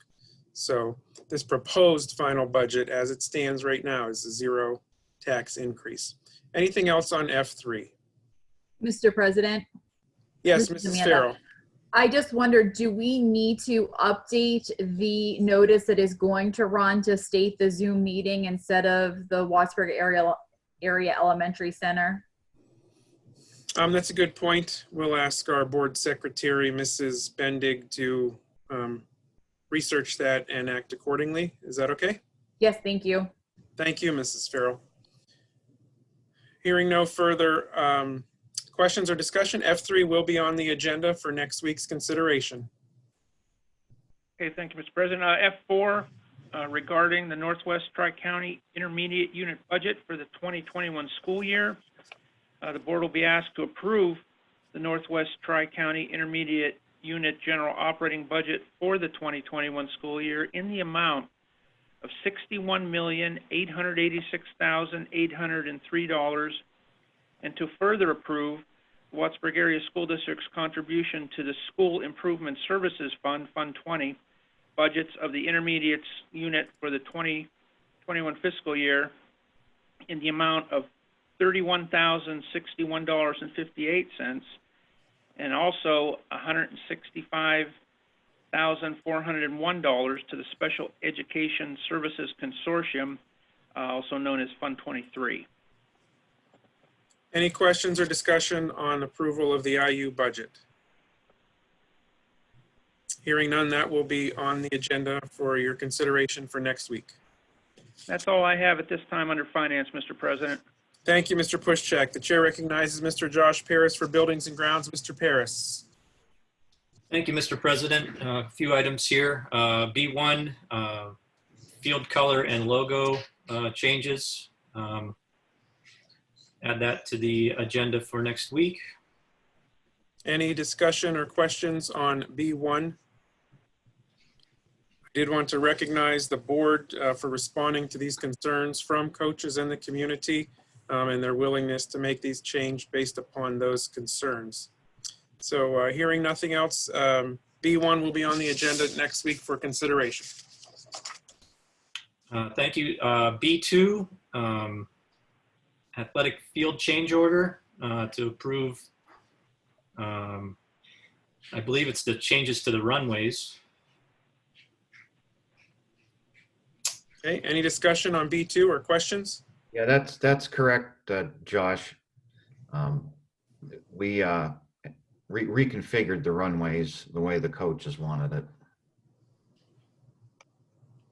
Mr. President, I do have one question on that. Looking at the diagram. Mrs. Farrell. Sorry, thank you. So can I understand that they did make the adjustments to it? Does that mean that there are 2 jump pits then, and they're their own separate lanes? Correct. Okay. Thank you. Questions or further discussion on B2 athletic field change order? Hearing none, that will be on the agenda for your consideration for next week. Oh, let's see. B3, the classroom space lease. Any questions or discussion regarding the IU uses a classroom in the elementary center? They're in there now. This is just renewal for next year. Hearing no questions, B3 will be on the agenda for next week's consideration. Let's move to B4, the purchase of a new water softener system. Yeah, so Eric did a lot of research into how we could mitigate the manganese problem that occasionally shows up as brown water. At Seneca, it's been like that for 30 some years. And he found an upgraded water softener system that'll remove the manganese completely before it's pumped into the storage tank and into the buildings. Now that won't mitigate, years of manganese, safe levels of manganese being adhered to interiors of pipes. So it may be a while before the water is always clear. You still get a little precipitate coming out from what's currently in the system, but over time, it should work itself out. Any questions or further discussion on B4, the water softener agreement? Steve O'Donnell here. Yes, Mr. O'Donnell? I am excited to hear that he was able to find this as a solution, and I'm looking forward to seeing the clean water. So good work. Okay, thank you. Hearing no further comments, B4 will be on the agenda for next week for your consideration. B5, YMCA rental fees. This will be to waive the fees during this pandemic because they're not using the room. Any questions or discussions? Hearing none, B5 will be on the agenda for next week. And finally, B6, motion to approve the Pressbox fiber installation. So moved. Is there a second?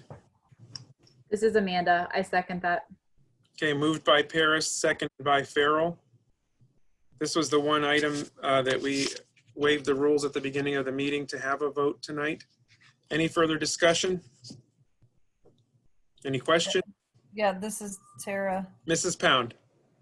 So for, can you remind us what is the fiber for out to the press box? Why do we need fiber? Because we want to be able to install our internet protocol security cameras and have quality internet out at the press box. We've tried remote units, radio units, and we've not had much luck with them. So Connecto is doing some of the excavation for the stadium lighting right now. And while they're there mobilized, they gave us a pretty good price on running fiber up to the press box.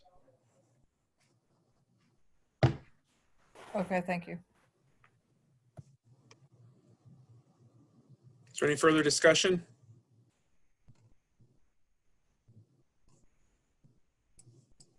Hearing none, voting to approve B6 as presented. All in favor, please say aye. Aye. Aye. Opposed, nay. The motion carries.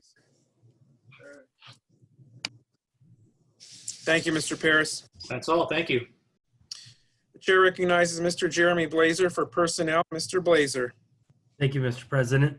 We have 8 items to put on the board agenda for next week. First one, P1, is to approve the Kelly substitute additions as outlined on the agenda.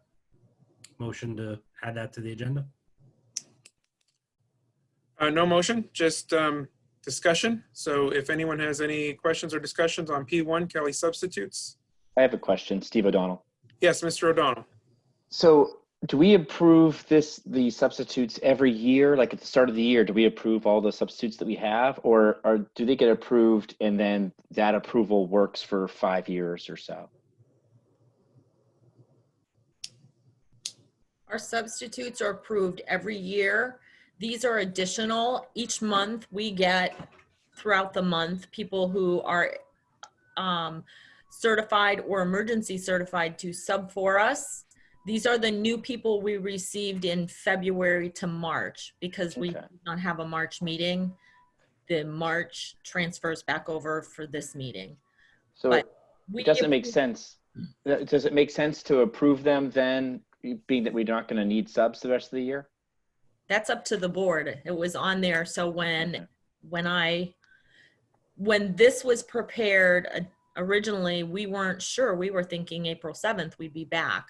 And now, no, it doesn't make a lot of sense, but that's not up to me to remove it from that.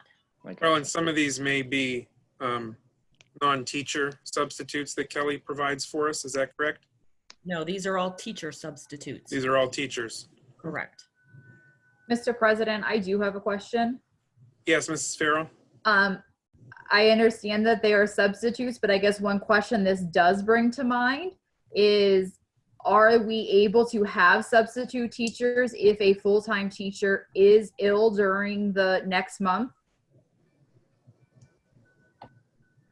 Yeah, we would want to make those arrangements.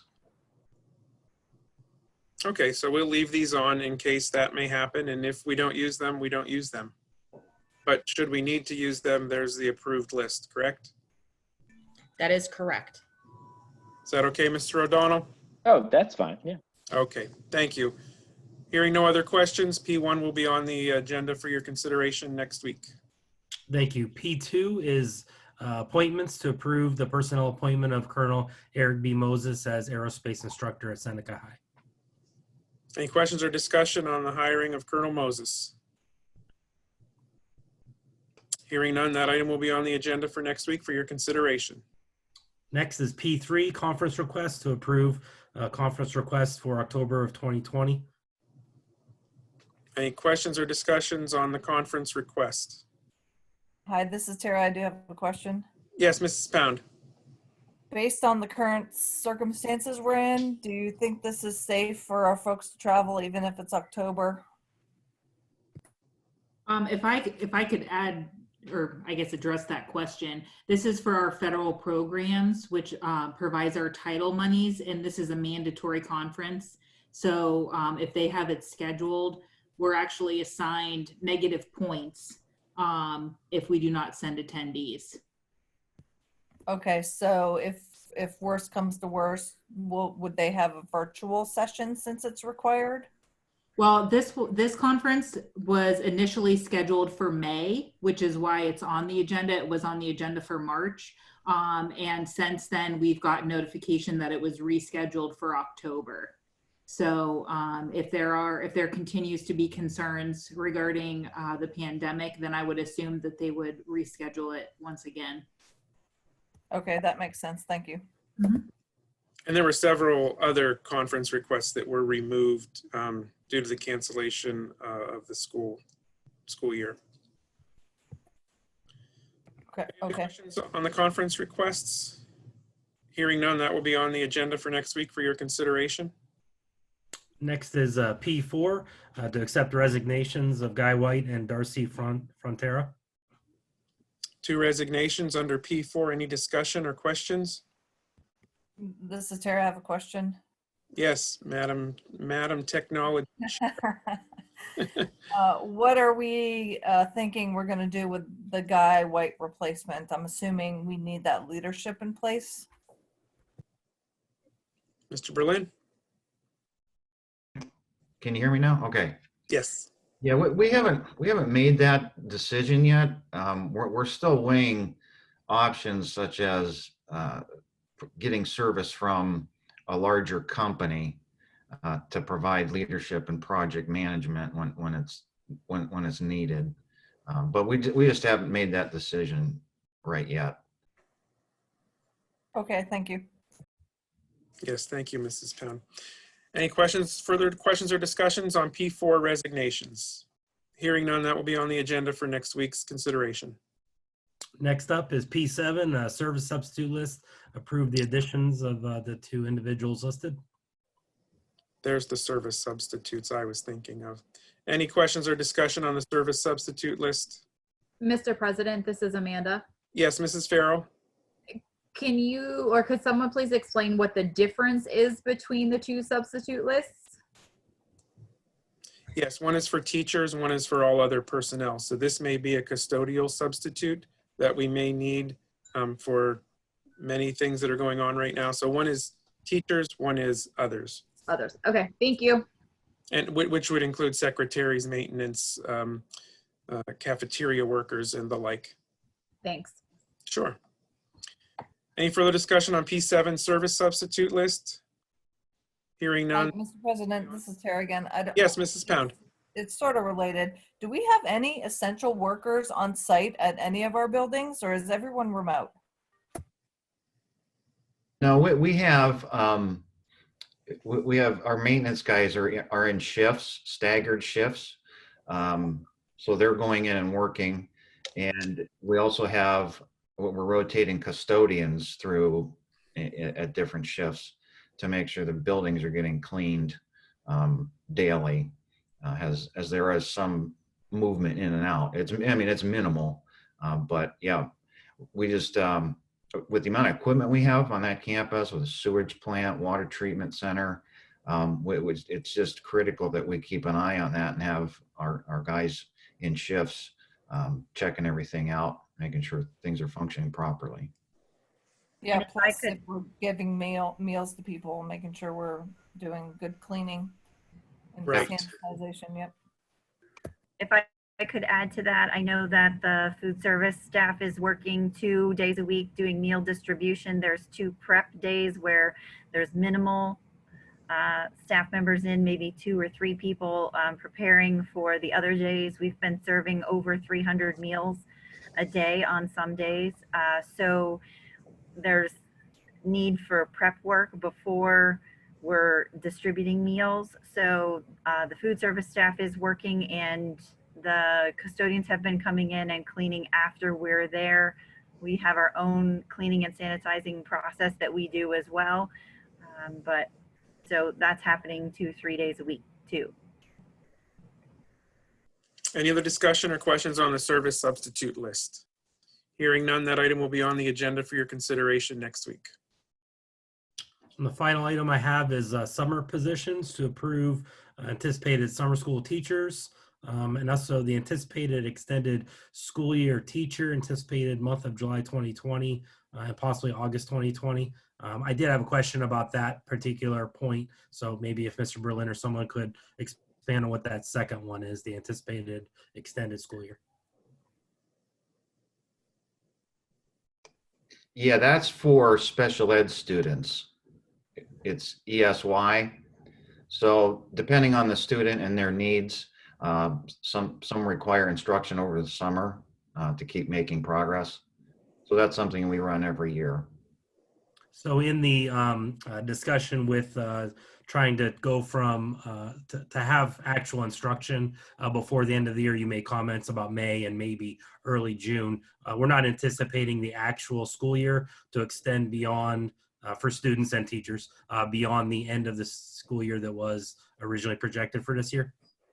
Correct. Not at this time. Okay. Thank you. And that's all I have. Any other questions or discussion regarding the summer positions? Yeah, Mr. President, this is Tara. Yes, Mrs. Pound. For the, and it goes into summer question, I guess, but for the students who are not passing their grades right now, how are we addressing those folks if they're going to graduate this year? I know that we will have some learning happening here in May, but are things going to be graded for these folks to catch up, or how's that going to work?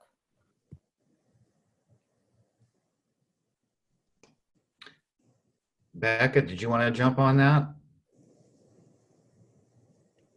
So for fourth quarter, we talked about it being pass-fail for students who participate. For third quarter, we've not yet decided exactly how we're going to wrap up those grades. There's been discussion about giving students an additional week or 2 to turn in work that was missing, if there was work that was missing, and then moving them into fourth quarter. So I don't know if that answers your question. So they have a chance to make up their grades to graduate? Correct. Okay. And we currently have the guidance counselors looking at students that were credit, deficient going into this last semester, so we can identify students that were struggling, so we can start developing a plan. Okay, thank you. Mm-hmm. Any other discussion on P8 summer positions?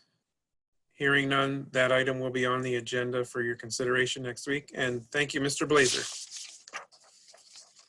Moving on to policy, the chair recognizes Mrs. Amanda Farrell for policy. Mrs. Farrell. Thank you, Mr. President. The one item for the meeting next week is again to have the second reading of policies. Because there wasn't a March meeting held, the second reading was not conducted. Okay, thank you. Any discussion or questions on the second readings of the policies as presented? Hearing none, those second readings of the policies as listed will be on the agenda next week for your consideration. Thank you, Mrs. Farrell. Thank you. The chair recognizes Mrs. Julie Pikevich for curriculum. Mrs. Pikevich. Thank you, Mr. President. Let's see. I have a few items under curriculum to be moved to next week's agenda. C1 is special education plan. C2 is approval of alternative education for disruptive youth agreement. C3 is comprehensive K-12 school counseling plan. C4 is new courses for the 2020-2021 school year. And C5 is new courses for the 2021-2022 school year. Oh, there's a whole bunch. C6 is a pilot curriculum resources for an elementary center. C7 is Acadians K-2 benchmark assessment. C8 affiliation agreement, and C9 school attendance.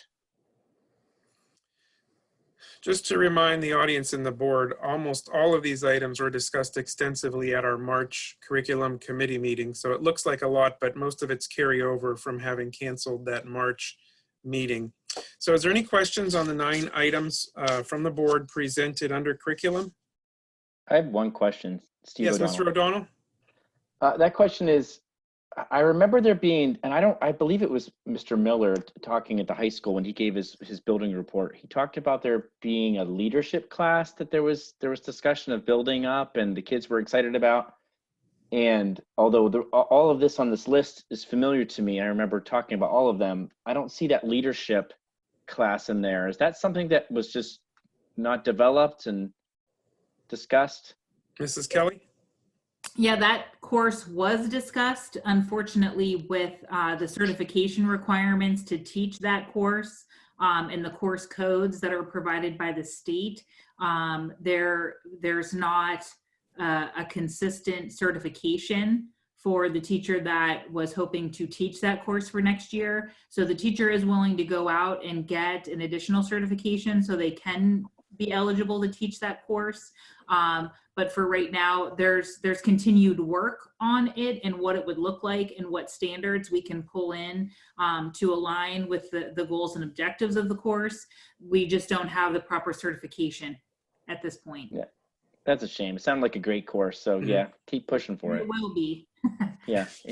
Making all the ducks line up. Thank you. I have a question, Mrs. Kelly. Yes, Mrs. Pikevich? Thank you. If that teacher gets certified over the summer, would it be available in the fall?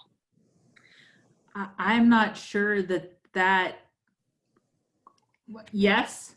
I don't know how realistic that is, given the certification that would be needed. Okay, So I was just curious. Possibility, we could look at adding it to the schedule and then just having to shuffle students around that were interested in it. Okay, thank you. Mm-hmm. Thank you, Mrs. Pikevich. Any further discussion from the board regarding the 9 items under curriculum? Mr. President, Mrs. Farrell, I have one additional question. Yes, Mrs. Farrell, go ahead. How come there needs to be an approval for an individual to come back to complete their senior year with the tuition waived? Mrs. Kelly? That student, the family has moved out of the district. And so for a family that does not reside in the district, we don't typically accept tuition students. But because she is a senior in her 2nd semester, we do have a policy that permits them to maintain their enrollment in our district so that they can graduate from Lotsburg. Thank you. Mm-hmm. Okay, thank you, Mrs. Farrell. Hearing no further questions, the 9 items presented on the work session agenda tonight will be on the regular board meeting agenda for your consideration next week. And I thank you, Mrs. Pikevich. Thank you, Mr. President. The chair recognizes Mrs. Tara Pound for technology. Mrs. Pound. Thank you, Mr. President. So we have a couple items on the technology space. TE1 is for the wireless provider to approve the connectivity as the wireless access point updates go happen at the elementary center and the middle school. Any The second questions or item is- discussion? Oh, Any sorry, go questions or ahead. discussion on TE1, the wireless provider? Hearing none, that item will be on the agenda for next week. The second item is TE2, Internet Service Provider, to approve the ISP agreement between Zito Business and Wattsburg Area School District. Any questions or discussion on the internet service provider? TE2. Hearing none, that item will be on the agenda for your consideration for next week. And then the last item is TE3, emergency purchase of the hotspots, to approve the emergency purchases of the hotspots to help the students who need to be distance learning as outlined. And that's in the form of a motion. Is there a second? Josh, I'll second. So moved by Pound, seconded by Paris to approve the emergency purchase of the cellular hotspots. Any questions or discussion? Josh, I have a question. Yes, Mr. Paris. Are we going to buy more, or do we think 300 is enough? What are the thoughts on that? Mr. Berlin? We, based on our survey, we're thinking 300 is going to be pretty close. But this company, they're sitting on quite a few. And so we could quickly do a second order if the need is great. Yeah, One this is additional Sarah. question. I was going to ask the same thing. Yes, Mr. Paris? Are we going to keep the Wi-Fi signal up at the schools to allow students and families to come to the buildings and sit in the parking lot if need be? Yep, absolutely. And that's up and running now. You can park beside any building and get a decent signal. It's Mrs. Pikevich here. Let's go to Mrs. Pound first, then Mrs. Pikevich. Okay. Yeah, I was going to ask two things. Are the families keeping these MiFis, or are they returning them after this pandemic is over?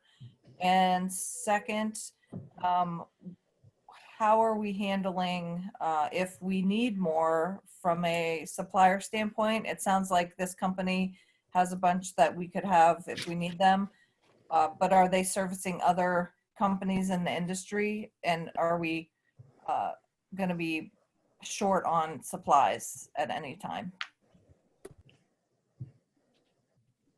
You're muted, Mr. Berlin. Those are good questions. That's going to be school district property. So at some point we would collect these things back. And then as far as buying 300 right now, that's the amount of grant money that was released to us for this first wave. Now we have another wave coming, but we don't know how to access those funds yet, and hasn't been divulged. Okay, thank you. Do we have enough? I know they're small devices.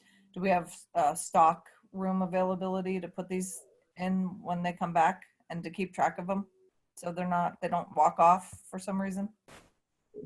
Yep, absolutely. We have a lot of secure storage area. Okay, great. Thank you. Sure. Mrs. Pikevich. Oh, thank you, Mr. President. Mr. Berlin, I just want to say nice job getting the grants for doing all that for the kids so they can start their learning.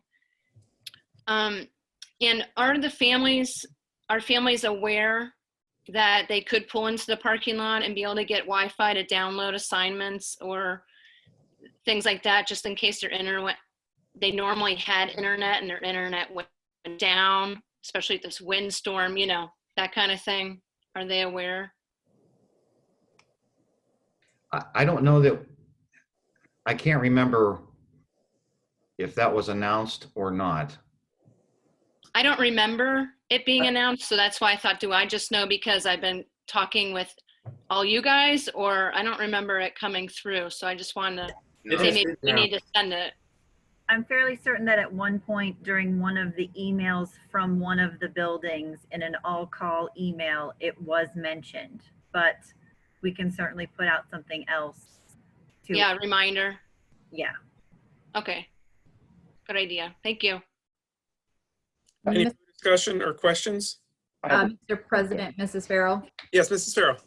So we are purchasing these hotspots. There's not a lease on them. Correct, we're buying them. Okay. And then one suggestion with the Wi-Fi being available at the school, maybe that could be a bullet point added on the district website if families are accessing there to download the materials at this point. Sure. Steve O'Donnell, I have a question. Yes, Mr. O'Donnell. So with any students that are being lent equipment, maybe a laptop from the district and getting a MiFi, what is the process in terms of, is there like an agreement they sign that lets them know that it's temporary? I'm sure there is. I'm just curious what that process is. Yep, there's an agreement. Okay, thanks. Any further discussion on? Yeah, this is Tara again. Yes, Mrs. Pound. I actually like where Amanda was going. Do we have an option to lease instead of purchase these things? So we can, if at any time during the year we go back into pandemic because maybe the virus is recycled through the countries, that we can upgrade even next year if something happens and we're not sitting on old equipment? Well, if you approve this, I can certainly ask them if they will lease rather than sell to us.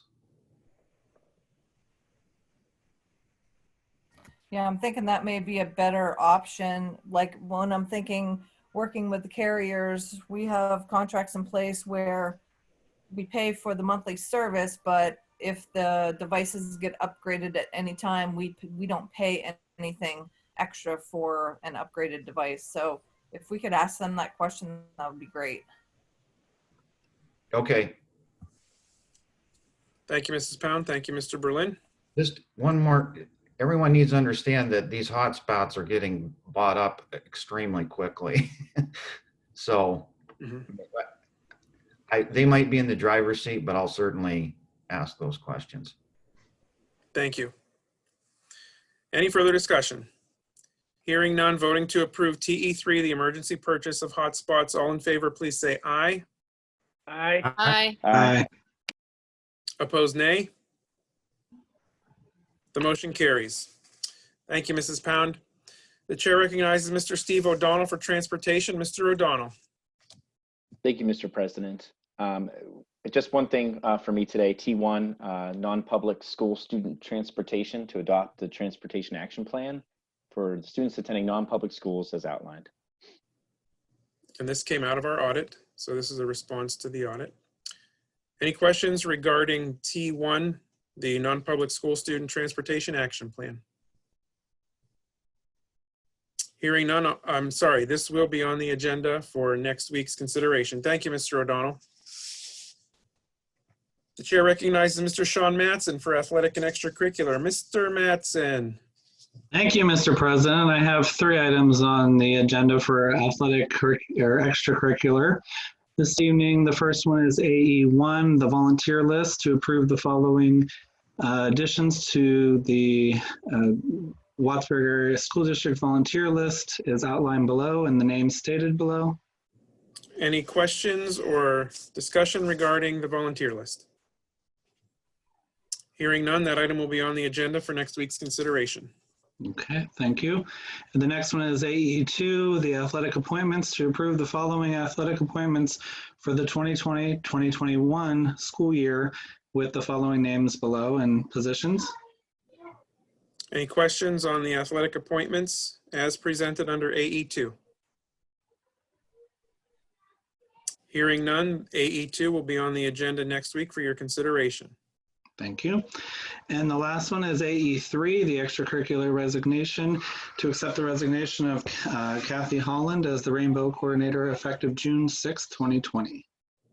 Any questions on the extracurricular resignation, AE3? I just have a question. This is Tara. Yes, Mrs. Pound. For the resignation of Kathy, is she just retiring or leaving for some other reason?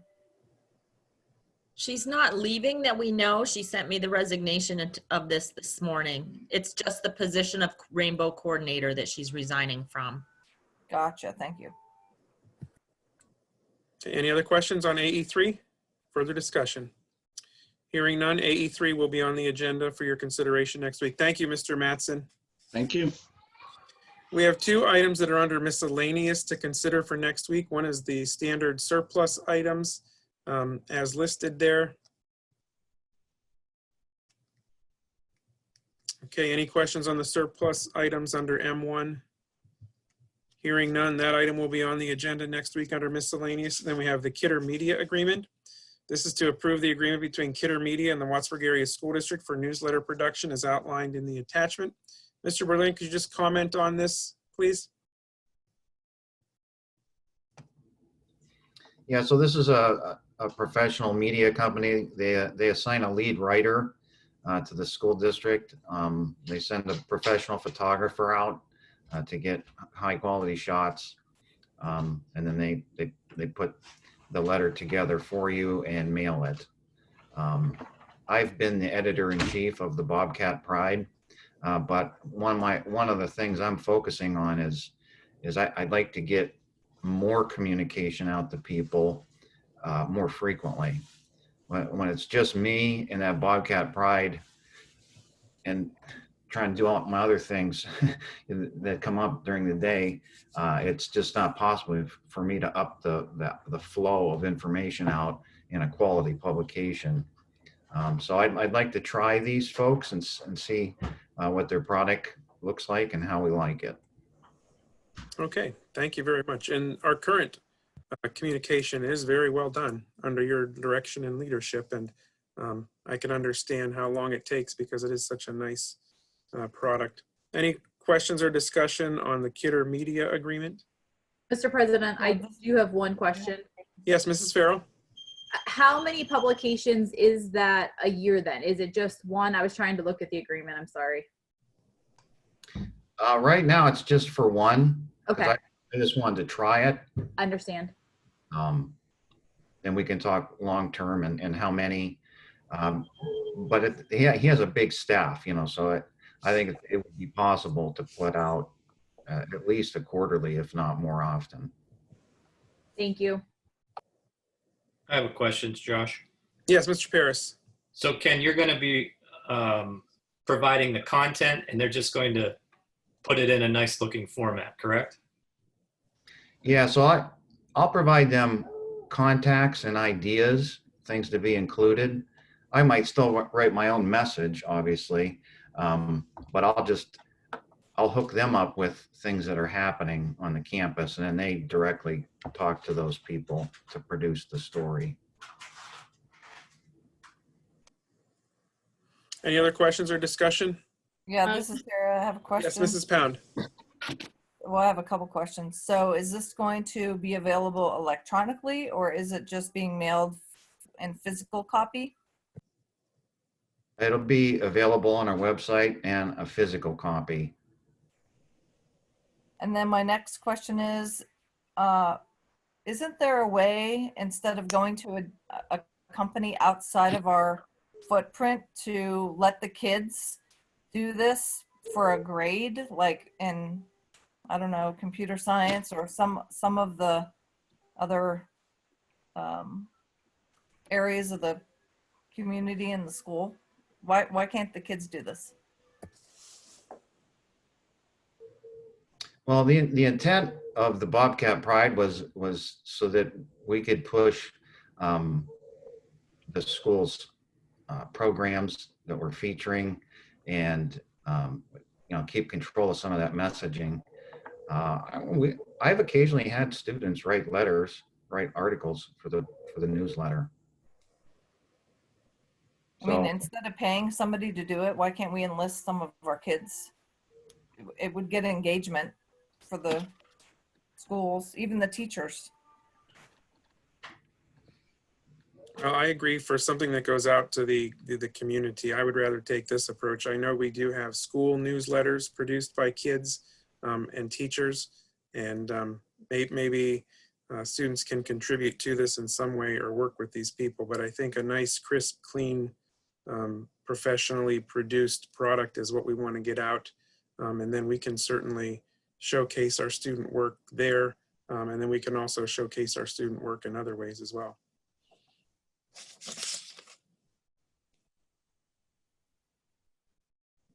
Any further discussion or questions? Mr. President, I have a question, please. Yes, Mrs. Pikevich. Yeah, I was thinking about what Mrs. Pound just said. I mean, I'm fine with giving it a try for next year, but maybe showing that product maybe to a few teachers that maybe there is a journalism class, an English honors class, a web page design class, and you have a group of kids that gets together and puts it together as the Bobcat Pride. Maybe it's too soon to start now. Like I said, try it for a year and let them see the product and go from there. I think that'd be a great thing for seniors, juniors and seniors to maybe produce. And the kids are pretty savvy at media and entering things and design already. It just might be a nice try. Yeah, I'm with Julie, because even like the weekly Bobcat video that gets sent out from the kids, everyone loves that. It's raw, it's funny, it's not perfect, and it's vulnerable. And I think people want that. So I would not vote for this, actually. I would like to see the kids involved. Okay, thank you. Any other discussion on M2? Sorry, Steve O'Donnell here. Yes, Mr. O'Donnell. So from what I understand, there is no journalism class. There's no newspaper class. Is that correct? In high school.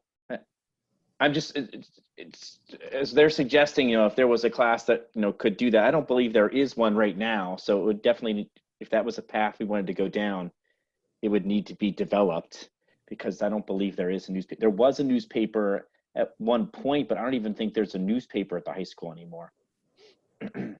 That I believe you're correct, Mr. O'Donnell. There's no longer a newspaper. I know even in regards to the yearbook, they work to get some student ownership in the yearbook, and that can be kind of challenging because it's before and after school. I guess my only concern, just being, one of the newest members to the administrative team, I love seeing student content and what they can create. And I think that's done through Bobcat Pride when students are asked to write articles through different courses. But what I've seen in my experience is when you assign it to a class, then you're often only representing that building because of time constraints and trying to get students into other parts of the district and understanding, fully understanding what programs are happening in those other buildings to be able to write about them and provide that information to the community. So I think there's definitely ways that we can maybe look to incorporate more student input into it, but to just assign it maybe necessarily to one course, say at the high school. I don't know that it would fully encompass all that we're trying to show that we're doing within the district, for what it's worth. Okay, I have a question about that. Mrs. Pikevich. Yes, Mrs. Kelly, if Mr. Berlin is going to just give this company or whoever they are, like a list of things that to research and write about and, spread out to the community, I think he could do the same thing to that teacher, one or two teachers or whoever's involved with that course. And that would be like the kids' way to research, present, design. That's my thought on that. Thank you. Okay. This will be on the agenda for next week. Kidder Media Agreement. Erie County Technical School Report, Mr. O'Donnell. I have nothing to report because they have not had any meetings, just as we are figuring this out. There hasn't been any outreach to us about even if we would go to a Zoom type situation. So right now, we're kind of in the dark. Thank you, Mr. O'Donnell. The Northwest Tri-County Intermediate Unit report. Our next meeting is April 22nd, which will be the Wednesday after our regular meeting, and we are meeting via Zoom. So I would have a report for you at the May board meeting. That brings us to board correspondence and dialogue. Anything from the board? Mr. President, this is Mrs. Farrell. Yes, Mrs. Farrell. I would like to thank Mrs. Bending and Mr. Berlin for their work that they did do to get the food services provided for our community. I know that Ms. Bending and that crew is out in all weather conditions. Obviously, they're putting the time in. I understand that they're being paid, but they're still putting themselves in a position to serve our community. And I want to commend them for that and thank them for that. I know that that has been very helpful for our family, and seeing the comments from others in the community. I think it's been very, very much appreciated. So thank you for that. Thank you, Mrs. Farrell. Anything else from the board? I agree with like- Amanda. Thank you. Yes, I would just like to thank all of our attendees and the public that attended this evening. We were able to provide our meeting to you virtually, and thank you for joining us. And at this time, I'll entertain a motion to adjourn. Mrs. So Farrell, moved. so moved. Okay, we'll go with Mrs. Farrell, motion to adjourn. Mr. Paris, second. All in favor, say aye. Aye. Aye. Aye. Nay. Aye. A virtual gavel bang, and we are adjourned. Thank you, everyone, for attending our meeting tonight.